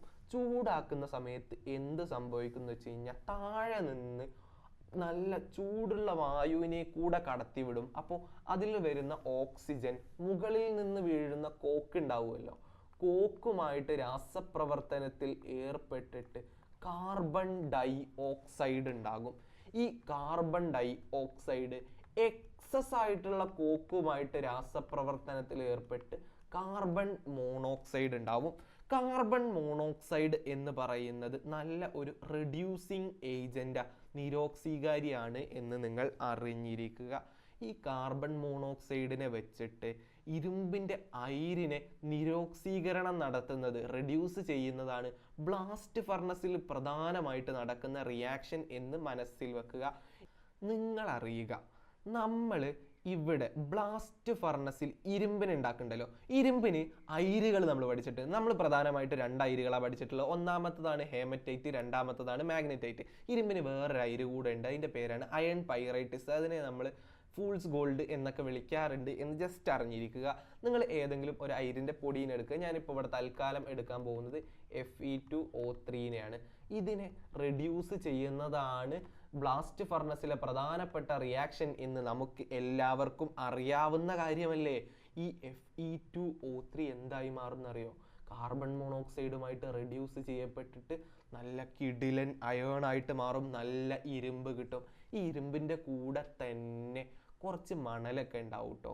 നമ്മൾ കോൺസെൻട്രേറ്റ് ചെയ്തിട്ടുള്ള ഇരുമ്പാണ് ഇതിൽ ഇട്ടതെന്നുണ്ടെങ്കിലും ചെറിയ മണൽ പോലത്തെ അസിഡിക് സ്വഭാവമുള്ള ഗ്യാങ്ങുകൾ ഉണ്ടാവും. അതിനെ റിമൂവ് ചെയ്യാൻ വേണ്ടിയിട്ടാണ് നമ്മളിവിടെ ലൈം സ്റ്റോൺ ഉപയോഗിക്കുന്നത്. അതവിടെ ഫ്ലെക്സ് ആയിട്ട് ആക്ട് ചെയ്തിട്ട് സ്ലാഗ് ആയിട്ട് നമ്മൾ അനാവശ്യമായിട്ടുള്ള സാധനങ്ങളെ എടുത്ത് കളയും എന്ന് ജസ്റ്റ് മനസ്സിൽ വെക്കുക. ഇനി ABC ക്വസ്റ്റ്യൻസ് പരിശോധിക്കാം. A question: What are the substance contained in the mixture known as charge in addition to iron ore? Charge എന്നറിയപ്പെടുന്ന മിശ്രിതത്തിൽ ഇരുമ്പ് അയിരിനെ കൂടാതെ അടങ്ങിയിരിക്കുന്ന പദാർത്ഥങ്ങൾ ഏത്? നമുക്ക് ഏതൊക്കെയാണെന്നറിയാം. ഒന്നാമത്തത് കോക്ക്, രണ്ടാമത്തത് എന്തായിരുന്നു? കാൽഷ്യം കാർബണേറ്റ് എന്നറിയപ്പെടുന്ന ലൈം സ്റ്റോണും ആയിരുന്നു അവർ എന്ന് പറഞ്ഞു കൊടുത്തുകൊണ്ട് B question: Which compound act as reducing agent here? ഇവിടെ നിരോക്സീകാരിയായി പ്രവർത്തിക്കുന്ന സംയുക്തം ഏത്? നമ്മൾ ആദ്യമേ പറഞ്ഞിരിക്കുന്നു, കാർബൺ മോണോക്സൈഡ് ആയിരിക്കും അവൻ. C.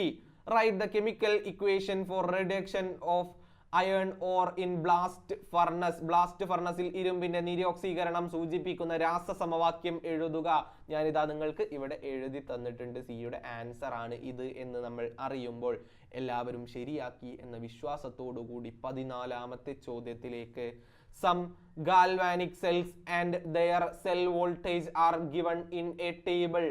Analyze them and answer the questions. ചില ഗാൽവാനിക് സെല്ലുകൾ, അവയുടെ സെൽ വോൾട്ടേജ് എന്നിവ പട്ടികയിൽ നൽകിയിരിക്കുന്നു. ഇവ വിശകലനം ചെയ്ത് ചോദ്യങ്ങൾക്ക് ഉത്തരം എഴുതുക. പെട്ടി ഇവിടെ വെക്കാൻ സ്ഥലമില്ലാത്തതുകൊണ്ട് ഒറ്റ പെട്ടിയെ ഞാൻ എഴുതിയിട്ടുള്ളൂ. ഗാൽവാനിക് സെല്ല്, സെൽ വോൾട്ടേജ് നൽകിയിട്ടുണ്ട്. അതിൽ ഒന്നാമത്തെ ഗാൽവാനിക് സെല്ലാണ് ZnCu galvanic cell, zinc copper galvanic cell. അതിന്റെ സെൽ വോൾട്ടേജ് 1.10 വോൾട്ട് ആണ്. Aluminium copper galvanic cell, cell voltage 2 volt ആണ്. ഇനി മഗ്നീഷ്യം കോപ്പർ ഗാൽവാനിക് സെല്ല്, അതിന് 2.72 വോൾട്ട് ആണ് എന്നും നമുക്ക് മനസ്സിലായി. ABC ക്വസ്റ്റ്യൻസ് പരിശോധിക്കാം. Among the electrode used, which metal has highest tendency to get oxidized in the redox reaction?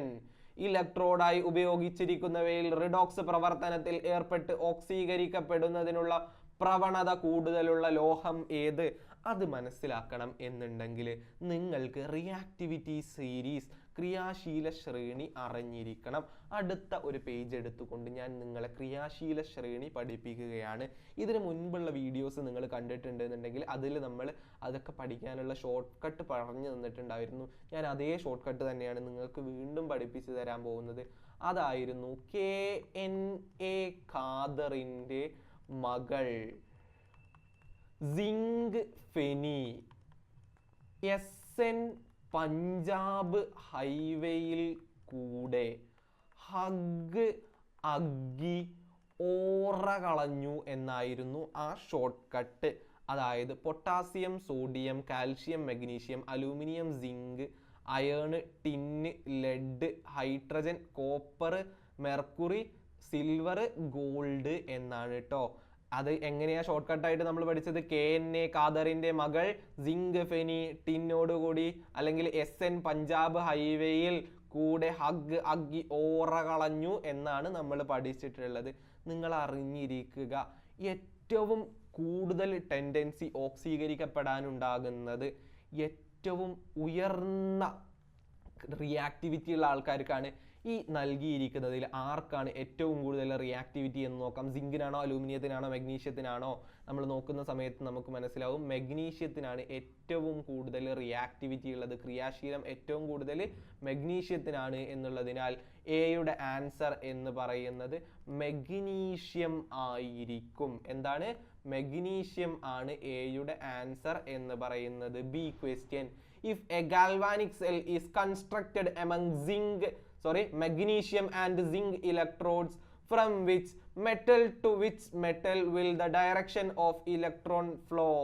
Magnesium, zinc എന്നീ ഇലക്ട്രോഡുകൾ ഉപയോഗിച്ച് ഒരു ഗാൽവാനിക് സെൽ നിർമ്മിച്ചാൽ ഇലക്ട്രോൺ പ്രവാഹ ദിശ ഏത് ലോഹത്തിൽ നിന്ന് ഏത് ലോഹത്തിലേക്കായിരിക്കും? നമ്മളോട് പറഞ്ഞിട്ടുള്ളത് സിങ്കും അതുപോലെ തന്നെ മഗ്നീഷ്യവും ഉപയോഗിച്ചുകൊണ്ടാണ്. ഇതിൽ ക്രിയാശീലം കൂടിയത് ആരാണ് എന്ന് ആദ്യം കണ്ടുപിടിക്കണം. സിങ്കും മഗ്നീഷ്യവും അല്ലേ? മഗ്നീഷ്യത്തിനെയും സിങ്കിനെയും മാത്രം ഞാൻ വട്ടട്ട് വെക്കുന്നത്. ഇതിൽ ക്രിയാശീലം കൂടുതലുള്ള ആള് മഗ്നീഷ്യമാണ്. എപ്പോഴും നിങ്ങൾ അറിഞ്ഞിരിക്കുക, ക്രിയാശീലം കൂടുതലുള്ള ആള് ആനോഡായിട്ടാണ് ആക്ട് ചെയ്യുക, ക്രിയാശീലം കുറഞ്ഞ ആള് കാഥോഡായിട്ടാണ് ആക്ട് ചെയ്യുക. അതുകൊണ്ട് തന്നെ ഈ ഗാൽവാനിക് സെല്ലിന്റെ പേര് മഗ്നീഷ്യം സിങ്ക് ഗാൽവാനിക് സെൽ എന്നായിരിക്കും. നമുക്കറിയാം ഒരു ഗാൽവാനിക് സെല്ലിൽ ഇലക്ട്രോൺ പ്രവഹിക്കുന്നത് ആനോഡിൽ നിന്ന് കാഥോഡിലേക്കാണ്. അപ്പോൾ ഇവിടെ റിയാക്ഷനിൽ എങ്ങനെയാണ് ഇലക്ട്രോൺ ഫ്ലോ നടക്കുക? മഗ്നീഷ്യത്തിൽ നിന്ന് സിങ്കിലേക്കായിരിക്കും എന്ന് നിങ്ങൾ അറിഞ്ഞിരിക്കുമ്പോൾ C. Write the redox reaction equation that takes place in the cell. ഈ സെല്ലിൽ നടക്കുന്ന റിഡോക്സ് പ്രവർത്തനത്തിന്റെ സമവാക്യം എഴുതുക. അത് എഴുതാൻ വേണ്ടിയിട്ട് നമുക്ക് ശ്രമിച്ചു നോക്കാം. Mg plus Zn2 plus gives Mg2 plus Zn എന്നതായിരിക്കും റിയാക്ഷൻ. ഇത് എങ്ങനെയാ എനിക്ക് കിട്ടിയത് എന്ന് നിങ്ങൾക്ക് സംശയം ഉണ്ടായിരിക്കും. അതിനു വേണ്ടിയിട്ട് നമ്മൾ ആനോഡിൽ നടക്കുന്ന റിയാക്ഷനും കാഥോഡിൽ നടക്കുന്ന റിയാക്ഷനും അറിഞ്ഞിരിക്കണം. ഇവിടെ ആനോഡിൽ നടക്കുന്ന റിയാക്ഷൻ എന്തായിരിക്കും? ആനോഡിൽ എപ്പോഴും നടക്കുന്ന റിയാക്ഷൻ എന്ന് പറയുന്നത് ഓക്സിഡേഷൻ ആണ്. കാഥോഡിൽ നടക്കുന്ന റിയാക്ഷൻ എന്ന് പറയുന്നത് റിഡക്ഷൻ ആണ് എന്ന് ആൻഓക്സ് റെഡ് കാറ്റ് നമ്മളെ പഠിപ്പിച്ചിട്ടുണ്ട്. ഓയിൽ റിഗ് നമ്മളെ പഠിപ്പിച്ചിട്ടുണ്ട്. Oxidation is losing of electron, reduction is gaining of electron എന്നത്. അപ്പോൾ ആനോഡിൽ നടക്കുന്ന ഓക്സീകരണം ആണ് എന്ന് നമുക്കറിയാം. ആനോഡിൽ ഉള്ളത് ആരാണ്? മഗ്നീഷ്യം ആണ്. മഗ്നീഷ്യം എന്ത് ചെയ്യും? Oxidation is losing of electron, ഇലക്ട്രോണിനെ വിട്ടുകൊടുക്കുന്നതാണ് ഓക്സീകരണം എന്ന് പറയുന്നത്. Mg 2 ഇലക്ട്രോണുകളെ വിട്ടുകൊടുത്തുകൊണ്ട് Mg2+ ആയിട്ട് മാറുന്നതായിട്ട് നിങ്ങൾക്ക് കാണാൻ കഴിയും. ഇനി കാഥോഡിൽ നടക്കുന്ന റിയാക്ഷൻ നോക്കാം. കാഥോഡിൽ നടക്കുന്നത് റിഡക്ഷൻ ആണ്. റിഡക്ഷൻ എന്ന് പറയുന്നത് ഇലക്ട്രോണിനെ സ്വീകരിക്കലാണ്. ഇവിടെ സിങ്ക് എന്ന് പറയുന്നത് Zn2+ ആയിട്ടായിരിക്കും നിലനിൽക്കുന്നത്. അത് 2 ഇലക്ട്രോണുകളെ സ്വീകരിച്ചുകൊണ്ട് Zn ആയിട്ട് മാറുന്നത് നിങ്ങൾക്ക് കാണാം. ഇതിനെ രണ്ടെണ്ണത്തിനെയും നമുക്ക് ഒരുമിച്ച് എഴുതാം. Mg plus Zn2+ plus 2 electron gives Mg2+ plus 2 electron plus Zn. രണ്ട് സൈഡിലും 2 ഇലക്ട്രോൺ ഉള്ളത് ക്യാൻസൽ ചെയ്യാം. അങ്ങനെ നമുക്ക് ഇവിടുത്തെ റിഡോക്സ് റിയാക്ഷൻ ആയിട്ട് ഇത് കിട്ടും എന്നും നിങ്ങൾ അറിയുമ്പോൾ നമ്മൾ അടുത്ത ചോദ്യത്തിലേക്ക് കടക്കുന്നു. 15ാമത്തെ ചോദ്യം. Various organic compounds are formed through organic reactions. കാർബണിക രാസപ്രവർത്തനത്തിലൂടെ വിവിധങ്ങളായ കാർബണിക സംയുക്തങ്ങൾ രൂപീകരിക്കപ്പെടുന്നു. ABC ക്വസ്റ്റ്യൻസ് നമുക്ക് പരിശോധിക്കാം. A. Write the structural formula of the compound formed when ethine react with hydrogen chloride. Ethyne എന്ന കാർബണിക സംയുക്തം ഹൈഡ്രജൻ ക്ലോറൈഡുമായി പ്രവർത്തിക്കുമ്പോൾ ഉണ്ടാകുന്ന സംയുക്തത്തിന്റെ ഘടനാവാക്യം എഴുതുക. നമ്മളോട് പറഞ്ഞത് ഈഥൈനാണ്. തൈൻ എന്ന് പറയുമ്പോൾ നമുക്കറിയാം ട്രിപ്പിൾ ബോണ്ട്, ത്രിബന്ധനം ഉള്ള കോമ്പൗണ്ട് ആണ്. അത് റിയാക്ഷനിൽ ഏർപ്പെടുന്നത് ആരുമായിട്ടാ? ഹൈഡ്രജൻ ക്ലോറൈഡുമായിട്ടാ. അപ്പൊ ആദ്യം ഞാൻ ഈഥൈനെ വരയ്ക്കാൻ പോവാ. ഇത് എന്ന് വെച്ചാൽ 2 കാർബൺ ഉള്ളവരാണ്. ഐൻ എന്ന് പറയുമ്പോൾ ത്രിബന്ധനമുള്ളവരാണ്, ട്രിപ്പിൾ ബോണ്ട് ഉള്ളവരാണ്. ബാക്കി നമ്മൾ ഹൈഡ്രജൻ വെച്ച് സാറ്റിസ്ഫൈ ചെയ്തു കൊടുക്കുമ്പോൾ നമുക്ക് കിട്ടും CH ട്രിപ്പിൾ ബോണ്ട് CH ആണ് കോമ്പൗണ്ട്. റിയാക്ഷനിൽ ഏർപ്പെടുന്നത് ഹൈഡ്രജൻ ക്ലോറൈഡുമായിട്ടാണ്. ഹൈഡ്രജൻ ക്ലോറൈഡിനെ നമ്മൾ HCl എന്ന് എഴുതും. നമ്മൾ അതിനെ തന്നെ ഹൈഡ്രോക്ലോറിക് ആസിഡ് എന്നും വിളിക്കാറുണ്ട്. ഇവിടെ നടക്കുന്ന രാസപ്രവർത്തനം ഏതാണ് എന്നറിയാമോ? അഡീഷൻ രാസപ്രവർത്തനം ആണിവൻ. ഇപ്പോൾ എന്ത് സംഭവിക്കുന്നു വെച്ച് കഴിഞ്ഞാൽ HCl സ്പ്ലിറ്റ് ആവും. എന്നിട്ട് ഇവിടുത്തെ ഒരു ട്രിപ്പിൾ ബോണ്ടിനെ പൊട്ടിച്ചിട്ട് ത്രിബന്ധനത്തിന് ദ്വിബന്ധനമാക്കിയിട്ട് മാറ്റും. അപ്പോൾ നമുക്ക് കിട്ടും CH ഡബിൾ ബോണ്ട് CH. ഇവരുടെ വാലൻസി ഇപ്പൊ സാറ്റിസ്ഫൈഡ് അല്ലല്ലോ. അതുകൊണ്ട് തന്നെ ഈ HCl സ്പ്ലിറ്റ് ആയിട്ട് ഒരു ഹൈഡ്രജൻ ഒരു സൈഡിലും ക്ലോറിൻ മറ്റൊരു സൈഡിലും കയറി കിടക്കും. അങ്ങനെ നമുക്ക് കിട്ടുന്ന ഈ കോമ്പൗണ്ടിന്റെ പേരെന്താണ് എന്ന് നിങ്ങൾക്കറിയോ? വിനൈൽ ക്ലോറൈഡ് എന്നാണ്. ഇതിനെ തന്നെ വേണം എന്നുണ്ടെങ്കിൽ നമുക്ക് ഇങ്ങനെയും എഴുതാം, CH2 ഡബിൾ ബോണ്ട് CHCl. ഇതിനെ IUPACയിൽ നമ്മൾ വിളിക്കുന്നത് ക്ലോറോ ഈഥീൻ എന്നാണ്. എന്താ പേര്? Chloro ethene. നമ്മൾ നോർമലായിട്ട് ഇതിനെ തന്നെയാണ് എന്ത് വിളിക്കുന്നത്? വിനൈൽ ക്ലോറൈഡ് എന്ന് വിളിക്കുന്നത് എന്നും നിങ്ങൾ അറിഞ്ഞിരിക്കുക. സ്ട്രക്ചറൽ ഫോർമുല അത് വരച്ചു വെക്കുക. B. What is the name of compound formed when this compound undergoes polymerization? ഈ സംയുക്തം പോളിമറൈസേഷന് വിധേയമാകുമ്പോൾ ഉണ്ടാകുന്ന സംയുക്തത്തിന്റെ പേര് എന്ത്? ഈ കോമ്പൗണ്ട് വിനൈൽ ക്ലോറൈഡ് ആണ്, അല്ലെങ്കിൽ ക്ലോറോ ഈഥീൻ ആണ് എന്ന് നമുക്ക് അറിയാലോ. അപ്പോൾ നിങ്ങൾക്ക് പറയാ ഇതിന്റെ പോളിമർ എന്ന് പറയുന്നത് ഏതായിരിക്കും? പോളി വിനൈൽ ക്ലോറൈഡ് ആയിരിക്കും. എന്താണ്? പോളി വിനൈൽ ക്ലോറൈഡ് ആയിരിക്കും. അതിന്റെ റിയാക്ഷൻ ഞാൻ നിങ്ങൾക്കൊന്ന് എഴുതി തരാം. N ടൈംസ് എന്ത്? വിനൈൽ ക്ലോറൈഡ് പോളിമറൈസേഷന് വിധേയമാകുകയാണ്. ഇത് അഡിഷൻ പോളിമറൈസേഷൻ ആണോ അതോ കണ്ടൻസേഷൻ പോളിമറൈസേഷൻ ആണോ? സെയിം ടൈപ്പ് മോണോമറുകൾ ചേർന്നിട്ടാണ് പോളിമർ ഉണ്ടാവുന്നത് എന്നതിനാൽ നമ്മൾ ഈ റിയാക്ഷനെ വിളിക്കുന്ന പേരെന്തായിരുന്നു എന്ന് നിങ്ങൾക്ക് ഓർമ്മയുണ്ടോ? അഡിഷൻ പോളിമറൈസേഷൻ ആണ് ഇത് എന്ന് നിങ്ങൾ അറിഞ്ഞിരിക്കുക. ഇതാ നമുക്ക് ലഭിക്കുന്ന കോമ്പൗണ്ടിന്റെ പേര് അപ്പോൾ എന്തായിരിക്കും? പോളി വിനൈൽ ക്ലോറൈഡ് ആയിരിക്കും. C question. Write the chemical equation representing the formation of this polymer. ഈ പോളിമറിന്റെ രൂപീകരണം സൂചിപ്പിക്കുന്ന രാസസമവാക്യം എഴുതുക. ബിയിൽ നിങ്ങൾ അതിന്റെ പേര് മാത്രം എഴുതിയാൽ മതി. Polyvinyl chloride. ഇതിനെ നമ്മൾ ഷോർട്ട് ആക്കിയിട്ട് PVC എന്നും എഴുതാറുണ്ട്. അപ്പോൾ ബിയുടെ ആൻസർ PVC അല്ലെങ്കിൽ പോളി വിനൈൽ ക്ലോറൈഡ്. സിയുടെ ആൻസർ ആയിട്ട് ഈ ഇക്വേഷനും എഴുതി വെക്കുമ്പോൾ നമുക്ക് 16ാമത്തെ ചോദ്യത്തിലേക്ക് കടക്കാം. 16ാമത്തെ ചോദ്യത്തിനും AB സെക്ഷനുകൾ ഉണ്ട്. അതിൽ A സെക്ഷൻ ആദ്യം പരിശോധിക്കാം. Analyse the chemical equation given below and answer the question. ചുവടെ നൽകിയിരിക്കുന്ന രാസസമവാക്യം വിശകലനം ചെയ്ത് ചോദ്യങ്ങൾക്ക് ഉത്തരം എഴുതുക. 2SO2 plus O2 reversible 2SO3 എന്നാണ് നൽകിയിരിക്കുന്നത്. A question. How many moles of SO3 will be formed when 2 moles sulfur dioxide completely react with 1 mole oxygen? 2 mall sulphur dye oxide 1 മോൾ ഓക്സിജനുമായി പൂർണ്ണമായി പ്രവർത്തിച്ചാൽ എത്ര മോൾ SO3 ലഭിക്കും? ഈ ഇക്വേഷൻ ഞാൻ ഒന്ന് അടുത്ത പേജിലേക്ക് എടുത്ത് എഴുതാൻ പോവാണ്. 2SO2 plus O2 gives എന്ത് തരുന്ന പറഞ്ഞത് നമ്മളോട്? 2SO3 എന്നല്ലേ പറഞ്ഞതാണ്. 2SO3 എന്നാണ് പറഞ്ഞിരിക്കുന്നത്. ഇതിൽ നിന്ന് നമുക്ക് റേഷ്യോ കണ്ടുപിടിക്കാം. 2 മോള് SO2 കൂടി 1 മോള് ഓക്സിജനുമായിട്ട് രാസപ്രവർത്തനത്തിൽ ഏർപ്പെട്ടാൽ 2 മോള് SO3 കിട്ടും എന്നാണ് ഈ ഇക്വേഷനിൽ നിന്ന് നിങ്ങൾ മനസ്സിലാക്കേണ്ടത്. നമ്മളോട് ക്വസ്റ്റ്യൻ പറഞ്ഞിരിക്കുന്നത് 2 മോള് സൾഫർ ഡൈ ഓക്സൈഡ് പൂർണ്ണമായിട്ട് 1 മോള് ഓക്സിജനുമായിട്ട് കൂടി ചേർന്നാൽ നമുക്ക് എത്ര മോള് SO3 കിട്ടും എന്നല്ലേ പറഞ്ഞിട്ടുള്ളത്. നമ്മളോട് ചോദ്യം പറഞ്ഞിട്ടുള്ളത് 2 മോള് സൾഫർ ഡൈ ഓക്സൈഡ് 1 മോൾ ഓക്സിജനുമായിട്ട് കൂടി ചേർന്നാൽ എത്ര മോള് കിട്ടും? മോളിലുള്ള റേഷ്യോ വെച്ചിട്ട് തന്നെ നമുക്ക് അറിയാവുന്ന ഒരു കാര്യമുണ്ട്. എന്തായിരുന്നു അത്?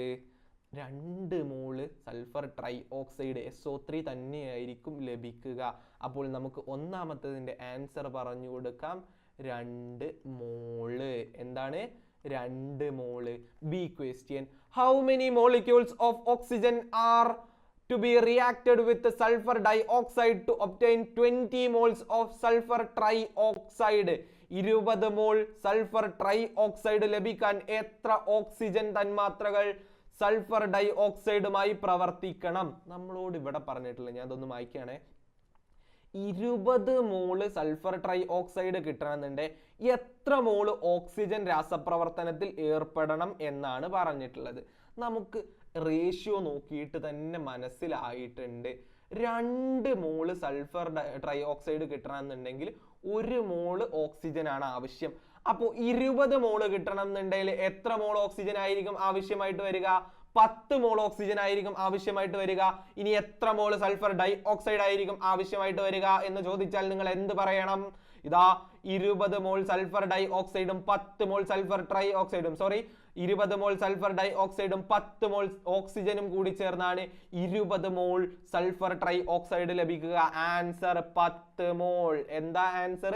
10 മോൾ.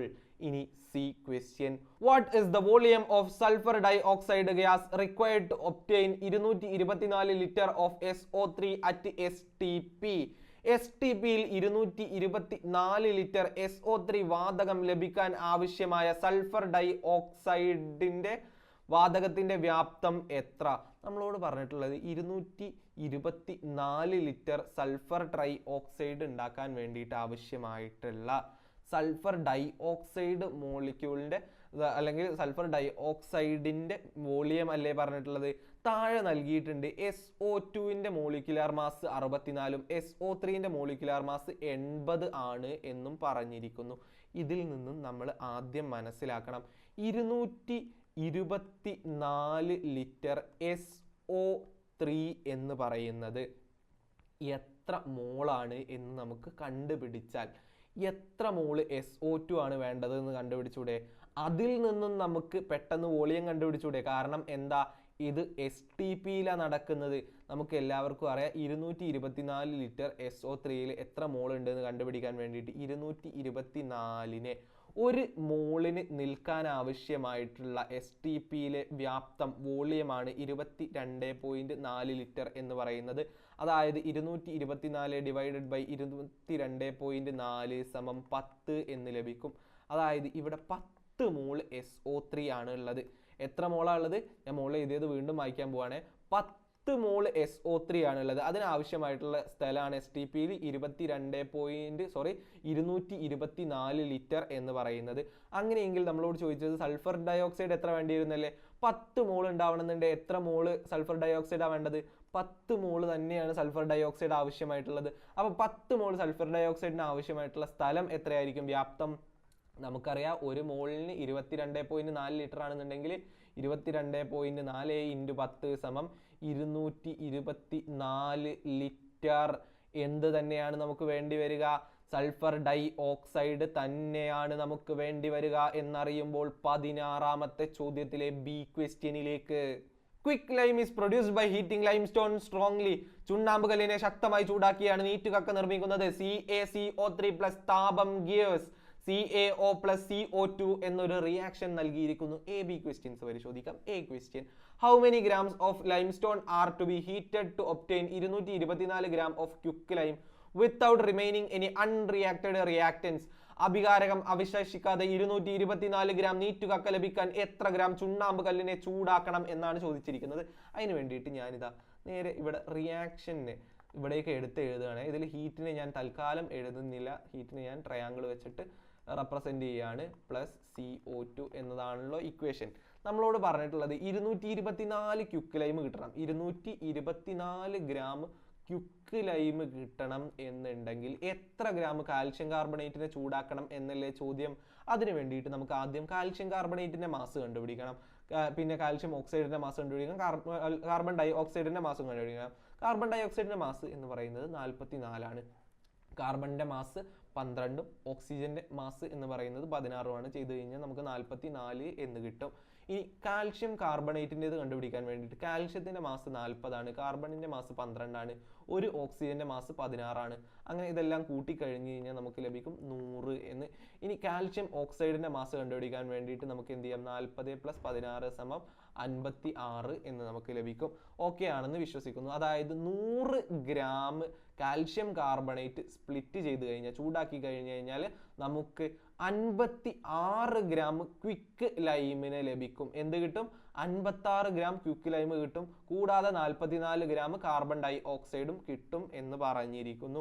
ഇനി ചോദ്യം നമ്മളോട് ചോദിച്ചിട്ടുള്ളത് 224 ഗ്രാം ക്വിക്ക് ലൈം കിട്ടണമെന്നുണ്ടെങ്കിൽ നമ്മൾ എത്ര ഗ്രാം കാൽഷ്യം കാർബണേറ്റിനെയാണ് ചൂടാക്കേണ്ടത് എന്നല്ലേ. അത് കണ്ടുപിടിക്കാൻ വേണ്ടിയിട്ട് നമുക്ക് എന്ത് ചെയ്യാന്നറിയോ, ഈ 224നെ 56 കൊണ്ട് ഡിവൈഡ് ചെയ്യാം. ഇതിനെ 56 കൊണ്ട് ഡിവൈഡ് ചെയ്ത് കഴിഞ്ഞാൽ നമുക്ക് ലഭിക്കും 4 എന്ന്. ഈ 4നെ 100 മൾട്ടിപ്ലൈ ചെയ്യാം. അതായത് 4 × 100 = 400 എന്ന് ലഭിക്കും. അതായത് 400 ഗ്രാം കാൽഷ്യം കാർബണേറ്റ് ചൂടാക്കിയാലാണ് നമുക്ക് 224 ഗ്രാം ക്വിക്ക് ലൈം ലഭിക്കുക എന്ന് നിങ്ങൾ അറിഞ്ഞിരിക്കുക. അതിൻ്റെ കൂടെ തന്നെ എത്ര ഗ്രാം കാർബൺ ഡൈ ഓക്സൈഡും കൂടെ കിട്ടും നോക്കിയാലോ. 44 × 4 ചെയ്ത് നോക്കിക്കോളൂ. 44 × 4 എന്ന് പറയുന്നത് എത്രയാണ് എന്ന് നിങ്ങൾക്കറിയാലോ, 176 ഗ്രാം ആയിരിക്കും. അപ്പോൾ നമുക്ക് എയുടെ ആൻസർ കിട്ടി 400 ഗ്രാം. എത്രയാണ്?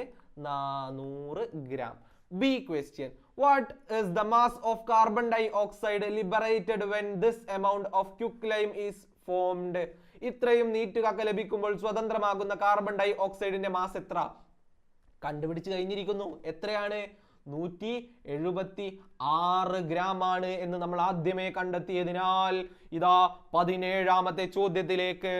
The chemical formulae of two oxides of manganese are given. Mn2O3, MnO2. മാംഗനീസിന്റെ 2 ഓക്സൈഡുകളുടെ രാസസൂത്രം നൽകിയിരിക്കുന്നു. Mn2O3, MnO2 എന്നാണ് നൽകിയിരിക്കുന്നത്. A question പരിശോധിക്കാം. In which compound manganese show +4 oxidation state?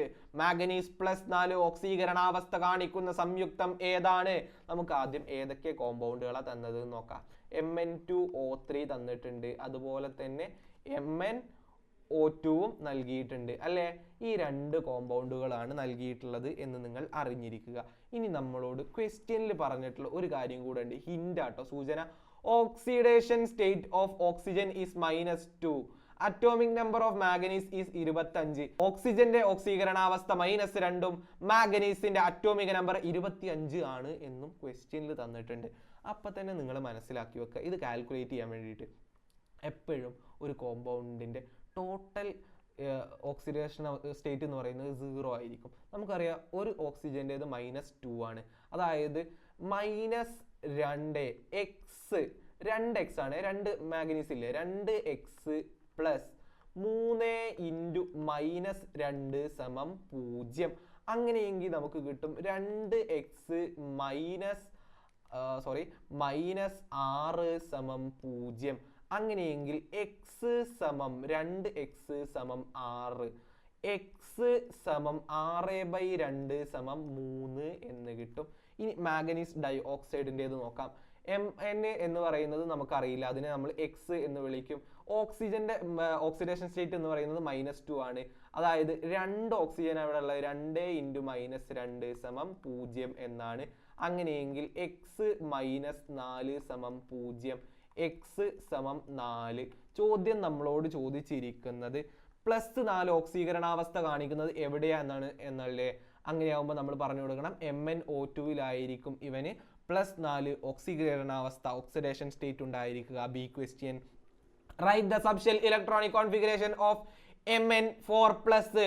Manganese 4+ അയോണിന്റെ സബ്ഷെൽ ഇലക്ട്രോൺ വിന്യാസം എഴുതുക. മാംഗനീസിന്റെ അറ്റോമിക് നമ്പർ എന്ന് പറയുന്നത് 25 ആണ് എന്ന് നിങ്ങൾക്കറിയാം. ഇതിന്റെ ഇലക്ട്രോണിക് കോൺഫിഗറേഷൻ സിമ്പിൾ ആയിട്ട് എഴുതിക്കൂടെ? എല്ലാവർക്കും അറിയാലോ. ഇപ്പം SLC എക്സാം ഒക്കെ ആവാറായ സ്ഥിതിക്ക് എല്ലാവരും പഠിച്ചിട്ടുണ്ടാവും ഇത് എങ്ങനെ സിമ്പിൾ ആയിട്ട് എഴുതുക എന്നുള്ളത്. അതിന് വേണ്ടിയിട്ട് ഞാനിതാ ഇങ്ങനെ തന്നെ എഴുതുകയാണ്. AR3D4S, 4S-ൽ 2, 3D-ൽ 5. ഇതായിരിക്കും അവന്റെ ഇലക്ട്രോണിക് കോൺഫിഗറേഷൻ എന്ന് പറയുന്നത്. ഇനി ഇങ്ങനെ എഴുതാൻ അറിയാത്തവർ എങ്ങനെ സ്പൈറൽ വരച്ച് തന്നെ എഴുതണം കേട്ടോ. 1S 2S 2P 3S 3P 3D 4S 4P 4D എന്നൊക്കെ പറഞ്ഞ് ഇങ്ങനെ എഴുതിയതിന് ശേഷം സ്പൈറൽ വരച്ച് കൃത്യമായിട്ട് എഴുതണം കേട്ടോ. അറിയാത്തവർക്ക് വേണ്ടിയിട്ട് ഞാൻ അങ്ങനെ കൂടെ എഴുതി വെച്ചുതരാം. Mn25 1s2 2s2 2p6 3s2 3p6 4s2 എന്നിട്ട് 3 എന്നതായിരിക്കും ഇതിൻ്റെ ഇലക്ട്രോണിക് കോൺഫിഗറേഷൻ എന്ന് പറയുന്നത് എന്ന് നിങ്ങൾ അറിഞ്ഞിരിക്കുക. ഇങ്ങനെ എഴുതിയ ഓക്കെ നിങ്ങൾക്ക് മാർക്ക് കിട്ടും. ഇനി ഈ 3Dനെയും 4S-നെയും 3Dനെയും ഒന്ന് റീഅറേഞ്ച് ചെയ്ത് കഴിഞ്ഞാൽ ടീച്ചർ വിചാരിക്കും നിങ്ങൾ അടിപൊളിയാണ്. എന്നാൽ നിങ്ങളിതാ മുകളിൽ ഞാൻ എഴുതിയതുപോലെ എഴുതി കഴിഞ്ഞാൽ ടീച്ചർ വിചാരിക്കും നിങ്ങൾ കിടിലമാണ് എന്ന് വിചാരിക്കുന്നതായിട്ട് നിങ്ങൾക്ക് കാണാൻ സാധിക്കുന്നതാണ് എന്ന് നിങ്ങൾ അറിഞ്ഞിരിക്കുക. അപ്പോൾ ഇനി നമ്മളോട് ചോദിച്ചിട്ടുള്ളത് MNന്റെ ഇലക്ട്രോണിക് കോൺഫിഗറേഷൻ എഴുതാൻ വേണ്ടിയിട്ട് അല്ലല്ലോ. എന്താ പറഞ്ഞത്? Mn4+ ഇലക്ട്രോണിക് കോൺഫിഗറേഷൻ എഴുതാൻ വേണ്ടിയിട്ടാണ്. Mn4+ എന്ന് പറയുമ്പോൾ ഇതിന് 4 ഇലക്ട്രോണുകൾ നഷ്ടമായിട്ടുണ്ട് എന്ന് മനസ്സിലാക്കി വെക്കുക. ആദ്യത്തെ ഇലക്ട്രോണുകൾ എവിടെ നിന്നായിരിക്കും നഷ്ടമായിട്ടുണ്ടാവുക? 4s-ൽ നിന്ന് തന്നെയായിരിക്കും സ്വാഭാവികമായിട്ടും നഷ്ടപ്പെട്ടിട്ടുണ്ടാവുക. ഞാനിതാ AR3D4S എന്ന് എഴുതുന്നു. 4s-ൽ നിന്ന് 2 ഇലക്ട്രോണുകൾ പോയാൽ ബാക്കി എത്ര ഇലക്ട്രോണുകൾ ഉണ്ടാവും? 0 ഇലക്ട്രോണുകളായിരിക്കും ഉണ്ടായിരിക്കുക. +4 അല്ലേ, 4 ഇലക്ട്രോണുകൾ നഷ്ടപ്പെട്ടിട്ടുണ്ടാവും. അപ്പോൾ തൊട്ടുള്ളിലുള്ള 3Dയിൽ നിന്ന് കൂടെ ഇലക്ട്രോണുകൾ നഷ്ടപ്പെട്ടിട്ടുണ്ടാവും. അവിടെ 5 ഇലക്ട്രോണുകളാണ്. അതിൽ നിന്ന് 2 ഇലക്ട്രോണുകൾ നഷ്ടപ്പെട്ടാൽ 3D3 എന്നായിരിക്കും. ഇതായിരിക്കും അതിൻ്റെ ഇലക്ട്രോണിക് വിന്യാസം എന്ന് അറിയുമ്പോൾ B question done. C question, why do D block elements show variable oxidation state? D block മൂലകങ്ങൾ വ്യത്യസ്ത ഓക്സീകരണാവസ്ഥ പ്രകടിപ്പിക്കാനുള്ള കാരണം എന്ത്? നിങ്ങൾ അറിയുക, നമ്മളെ D ബ്ലോക്ക് എലമെന്റുകൾക്ക് ഒരു പ്രത്യേകതയുണ്ട്. എന്താന്ന് വെച്ച് കഴിഞ്ഞാൽ ഔട്ടർ മോസ്റ്റ് ആയിട്ടുള്ള S സബ്ഷെൽ ഉണ്ടാവുമല്ലോ, അതും അതിൻ്റെ തൊട്ടുള്ളിലുള്ള D സബ്ഷെല്ലും തമ്മിൽ എനർജി ഡിഫറൻസ് എന്ന് പറയുന്നത് വളരെ ചെറുതാണ്. അതുകൊണ്ട് തന്നെ ഈ ഔട്ടർ മോസ്റ്റ് S സബ്ഷെല്ലിനും തൊട്ടുള്ളിലുള്ള D സബ്ഷെല്ലിനും, അതിനെ നമ്മൾ ഇംഗ്ലീഷിൽ പെനൾട്ടിമേറ്റ് D സബ്ഷെൽ എന്നാ പറയുക, അതിനും കെമിക്കൽ റിയാക്ഷനിൽ ഏർപ്പെടാൻ കഴിയും. ഇവർ ഇലക്ട്രോണിനെ ഡൊണേറ്റ് ചെയ്യുകയും ചെയ്യുന്നതായിട്ട് കാണാം. അതുകൊണ്ടാണ് ഇവരുടെ ചെറിയ എനർജി ഡിഫറൻസ് കാരണമാണ് ഇവർ വേരിയബിൾ ഓക്സിഡേഷൻ സ്റ്റേറ്റ് കാണിക്കുന്നത് എന്ന് നിങ്ങൾ അറിഞ്ഞിരിക്കുക. അത് നിങ്ങളുടെ ഭാഷയിൽ നിങ്ങൾ എഴുതി വെച്ച് കഴിഞ്ഞാൽ നിങ്ങൾക്ക് SLC എക്സാമിന് മാർക്ക് ലഭിക്കുന്നതാണ്. ഇനി നിങ്ങൾക്ക് വേണം എങ്കിൽ ഞാൻ പറഞ്ഞു തരാം.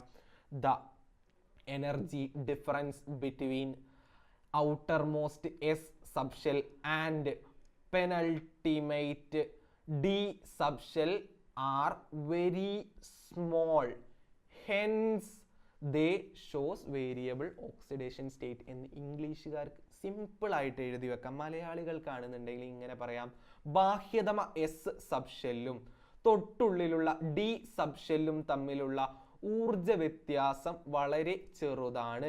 അതിനാൽ അവ വ്യത്യസ്ത ഓക്സീകരണാവസ്ഥ കാണിക്കുന്നു എന്ന് അറിയുമ്പോൾ അവസാനത്തെ ചോദ്യത്തിലേക്ക് 18ാമത്തെ ചോദ്യം A ക്വസ്റ്റ്യനും B ക്വസ്റ്റ്യനും ഉണ്ട്. The compound X belongs to ester family. There is an ethyl group on each side of the ether linkage in it. Ether കുടുംബത്തിൽ ഉൾപ്പെടുന്ന ഒരു സംയുക്തമാണ് X. ഇതിലെ ഈതർ ലിങ്കേജിന് ഇരുവശങ്ങളിലും ഓരോ ഈഥൈൽ ഗ്രൂപ്പുകൾ ഉണ്ട്. ഈതർ ലിങ്കേജ് എന്ന് പറയുന്നത് ഒരു O ആണ് എന്ന് നിങ്ങൾക്ക് അറിയാലോ. അതിൻ്റെ 2 സൈഡിലും ഈഥൈൽ ഗ്രൂപ്പുകൾ ഉണ്ട് എന്നാണ് പറഞ്ഞത്. ഈഥൈൽ എന്ന് വെച്ച് കഴിഞ്ഞാൽ 2 കാർബണുകൾ വീതമായിരിക്കും ഉണ്ടായിരിക്കുക എന്ന് നിങ്ങൾ അറിഞ്ഞിരിക്കുക. അപ്പോൾ നമുക്ക് ലഭിക്കുന്ന കോമ്പൗണ്ട് ഇതായിരിക്കും. ഈ കോമ്പൗണ്ടിൻ്റെ പേര് നിങ്ങൾക്ക് പറയാൻ സാധിക്കും എന്ന് എനിക്കറിയാം. ഇതിൻ്റെ പേര് എന്തായിരുന്നു?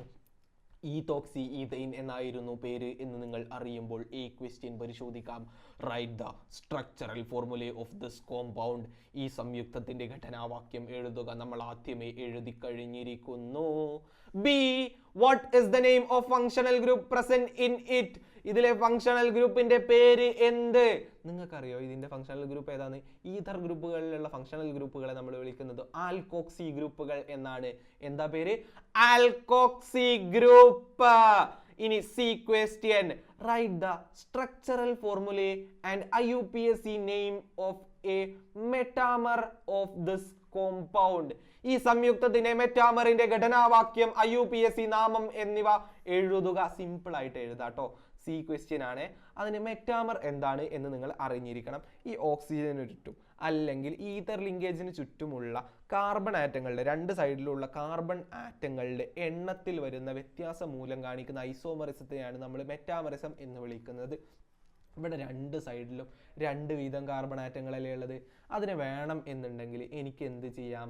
എനിക്ക് ഒരു സൈഡിൽ ഒരു കാർബണും മറ്റേ സൈഡിൽ 3 കാർബണും ഉള്ള തരത്തിൽ എഴുതിക്കൂടെ? അങ്ങനെയാവുമ്പോൾ ഈ കോമ്പൗണ്ടിന്റെ പേര് എന്ന് പറയുന്നതേ മാറിയിരിക്കുന്നു. എന്തായിരിക്കും പേര്? ചെറുതോക്സി വലുതൈൻ എന്ന് പേരിടുന്നതാ. അപ്പൊ ഇവന്റെ പേര് മീതോക്സി പ്രൊപ്പൈൻ എന്നായിരിക്കും. ഈ കോമ്പൗണ്ട് ആണ് അതിന്റെ ഐസോമർ അല്ലെങ്കിൽ മെറ്റാമർ എന്ന് നിങ്ങൾ അറിഞ്ഞിരിക്കുമ്പോൾ D question. Write the structural formula of the compound having same molecular formula but different functional group. ഇതേ തന്മാത്രാ സൂത്രങ്ങളും ഫങ്ഷണൽ ഗ്രൂപ്പ് വ്യത്യാസമുള്ളതുമായ സംയുക്തത്തിന്റെ ഘടനാവാക്യം എഴുതുക. ആദ്യം നമ്മൾ തന്മാത്രാ സൂത്രം എഴുതണം, അതായത് മോളിക്യുലർ ഫോർമുല. എന്താണ് ഈതോക്സി ഈഥൈന്റെ മോളിക്യുലർ ഫോർമുല? C4H. എത്ര ഉണ്ട് നോക്കിക്കോളൂ.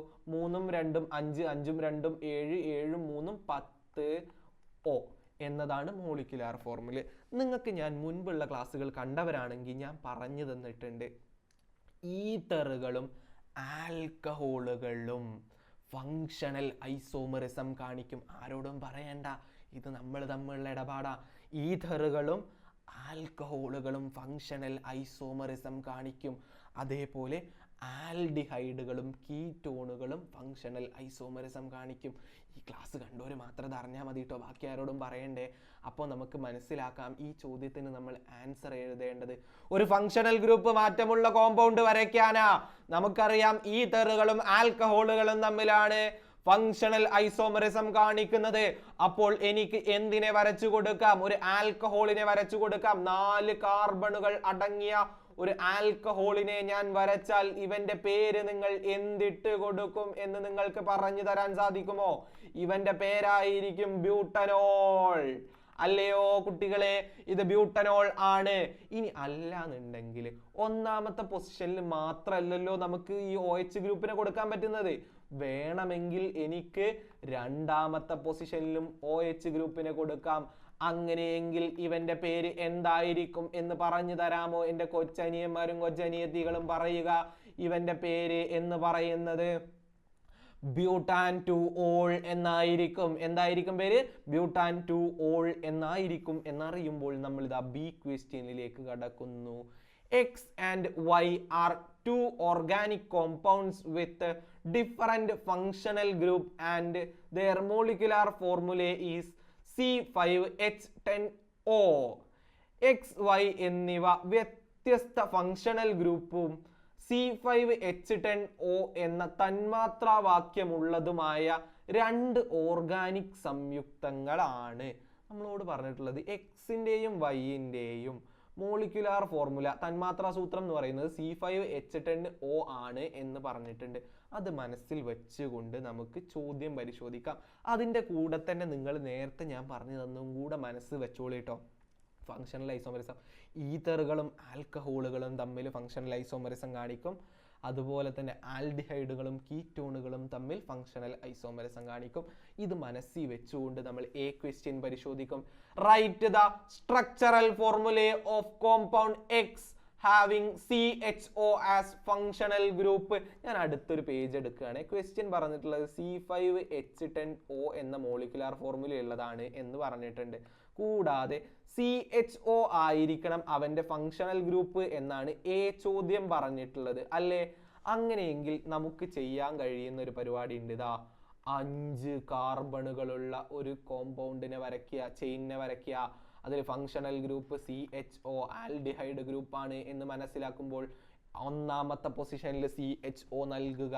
അങ്ങനെയെങ്കിൽ നമുക്ക് ലഭിക്കുന്ന കോമ്പൗണ്ടിനെ ബാക്കിയുള്ളവർക്ക് ഹൈഡ്രജൻ വെച്ച് സാറ്റിസ്ഫൈ ചെയ്ത് കൊടുത്തുകൊണ്ട് നിങ്ങൾ എനിക്ക് പറഞ്ഞു തരണം ഇവന്റെ പേര് എന്തായിരിക്കും.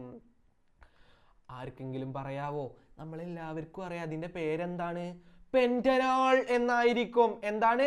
പെന്റനോൾ എന്നായിരിക്കും. ഇനി ഇങ്ങനെയല്ല, വേറെ ഒരു പോസിബിലിറ്റി കൂടെ ഇല്ലേ? ഒന്നാമത്തെ പൊസിഷനിൽ അല്ലാണ്ട് ഞാനിതാ ബ്രാഞ്ചഡ് ആയിട്ട് CHOനെ കൊടുക്കാൻ പോവാണേ. ഇതാ ഇവിടെ CHO വന്നു കഴിഞ്ഞാൽ ഇപ്പോൾ നമുക്ക് പറയാൻ പറ്റുമോ? ഇത് നിങ്ങളെ ഞാൻ ജസ്റ്റ് ഒന്ന് കൺഫ്യൂഷൻ ആക്കാൻ വേണ്ടിയിട്ട് വരയ്ക്കുന്നതാണ്. ഇതിൻ്റെ പേര് നിങ്ങൾക്ക് ആർക്കെങ്കിലും പറഞ്ഞു തരാൻ പറ്റുമോ? നിങ്ങൾ ഒരിക്കലും ഇതിൻ്റെ പേര് പൊസിഷൻ വെച്ചിട്ട് പറയാൻ പാടുള്ളതല്ല. കാരണം എന്താണെന്നറിയോ? ഇവർക്ക് പ്രയോറിറ്റി കൊടുക്കണം. എപ്പോഴും ആൽഡിഹൈഡിന് പ്രയോറിറ്റി കൊടുക്കണം.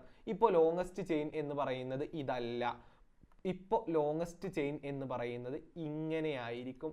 അങ്ങനെയെങ്കിൽ ഈ കോമ്പൗണ്ടിന്, ഞാൻ ഈ രണ്ടാമതായിട്ട് വരച്ച കോമ്പൗണ്ട് ഇല്ലേ, ഇതിൻ്റെ പേരെന്താണെന്ന് നിങ്ങൾക്ക് പറയാൻ പറ്റുമോ?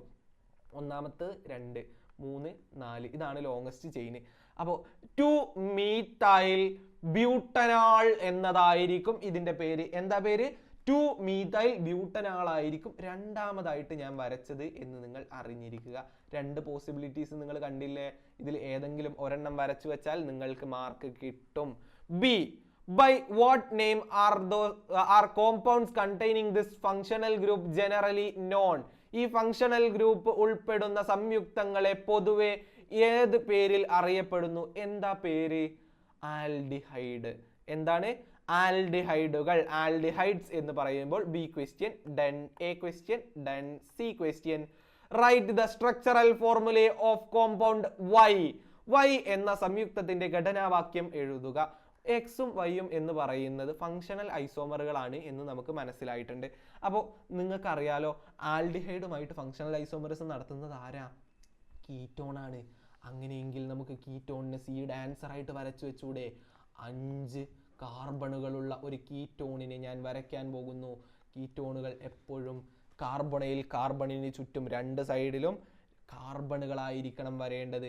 അങ്ങനെയെങ്കിൽ ഞാൻ രണ്ടാമത്തെ പൊസിഷനിൽ, രണ്ടാമത്തെ കാർബണിന് മുകളിലാണ് ആദ്യത്തെ കീറ്റ് ഗ്രൂപ്പ് കൊടുക്കുന്നത് എന്ന് നിങ്ങൾ അറിഞ്ഞിരിക്കുക. അപ്പോൾ നമുക്ക് കിട്ടുന്ന കോമ്പൗണ്ടിന്റെ പേര് എന്താണ് എന്ന് നിങ്ങൾക്ക് പറയാമോ? Pent2-on എന്നായിരിക്കും ഇവന്റെ പേര്. എന്താ പേര്? Pent2-on എന്നായിരിക്കും പേര്. ഇങ്ങനെ മാത്രം അല്ല നമുക്ക് വരയ്ക്കാൻ പറ്റുക. മൂന്നാമത്തെ പൊസിഷനിൽ വേണമെന്നുണ്ടെങ്കിൽ കീറ്റോന്റെ ഗ്രൂപ്പ് വരച്ചൂടെ?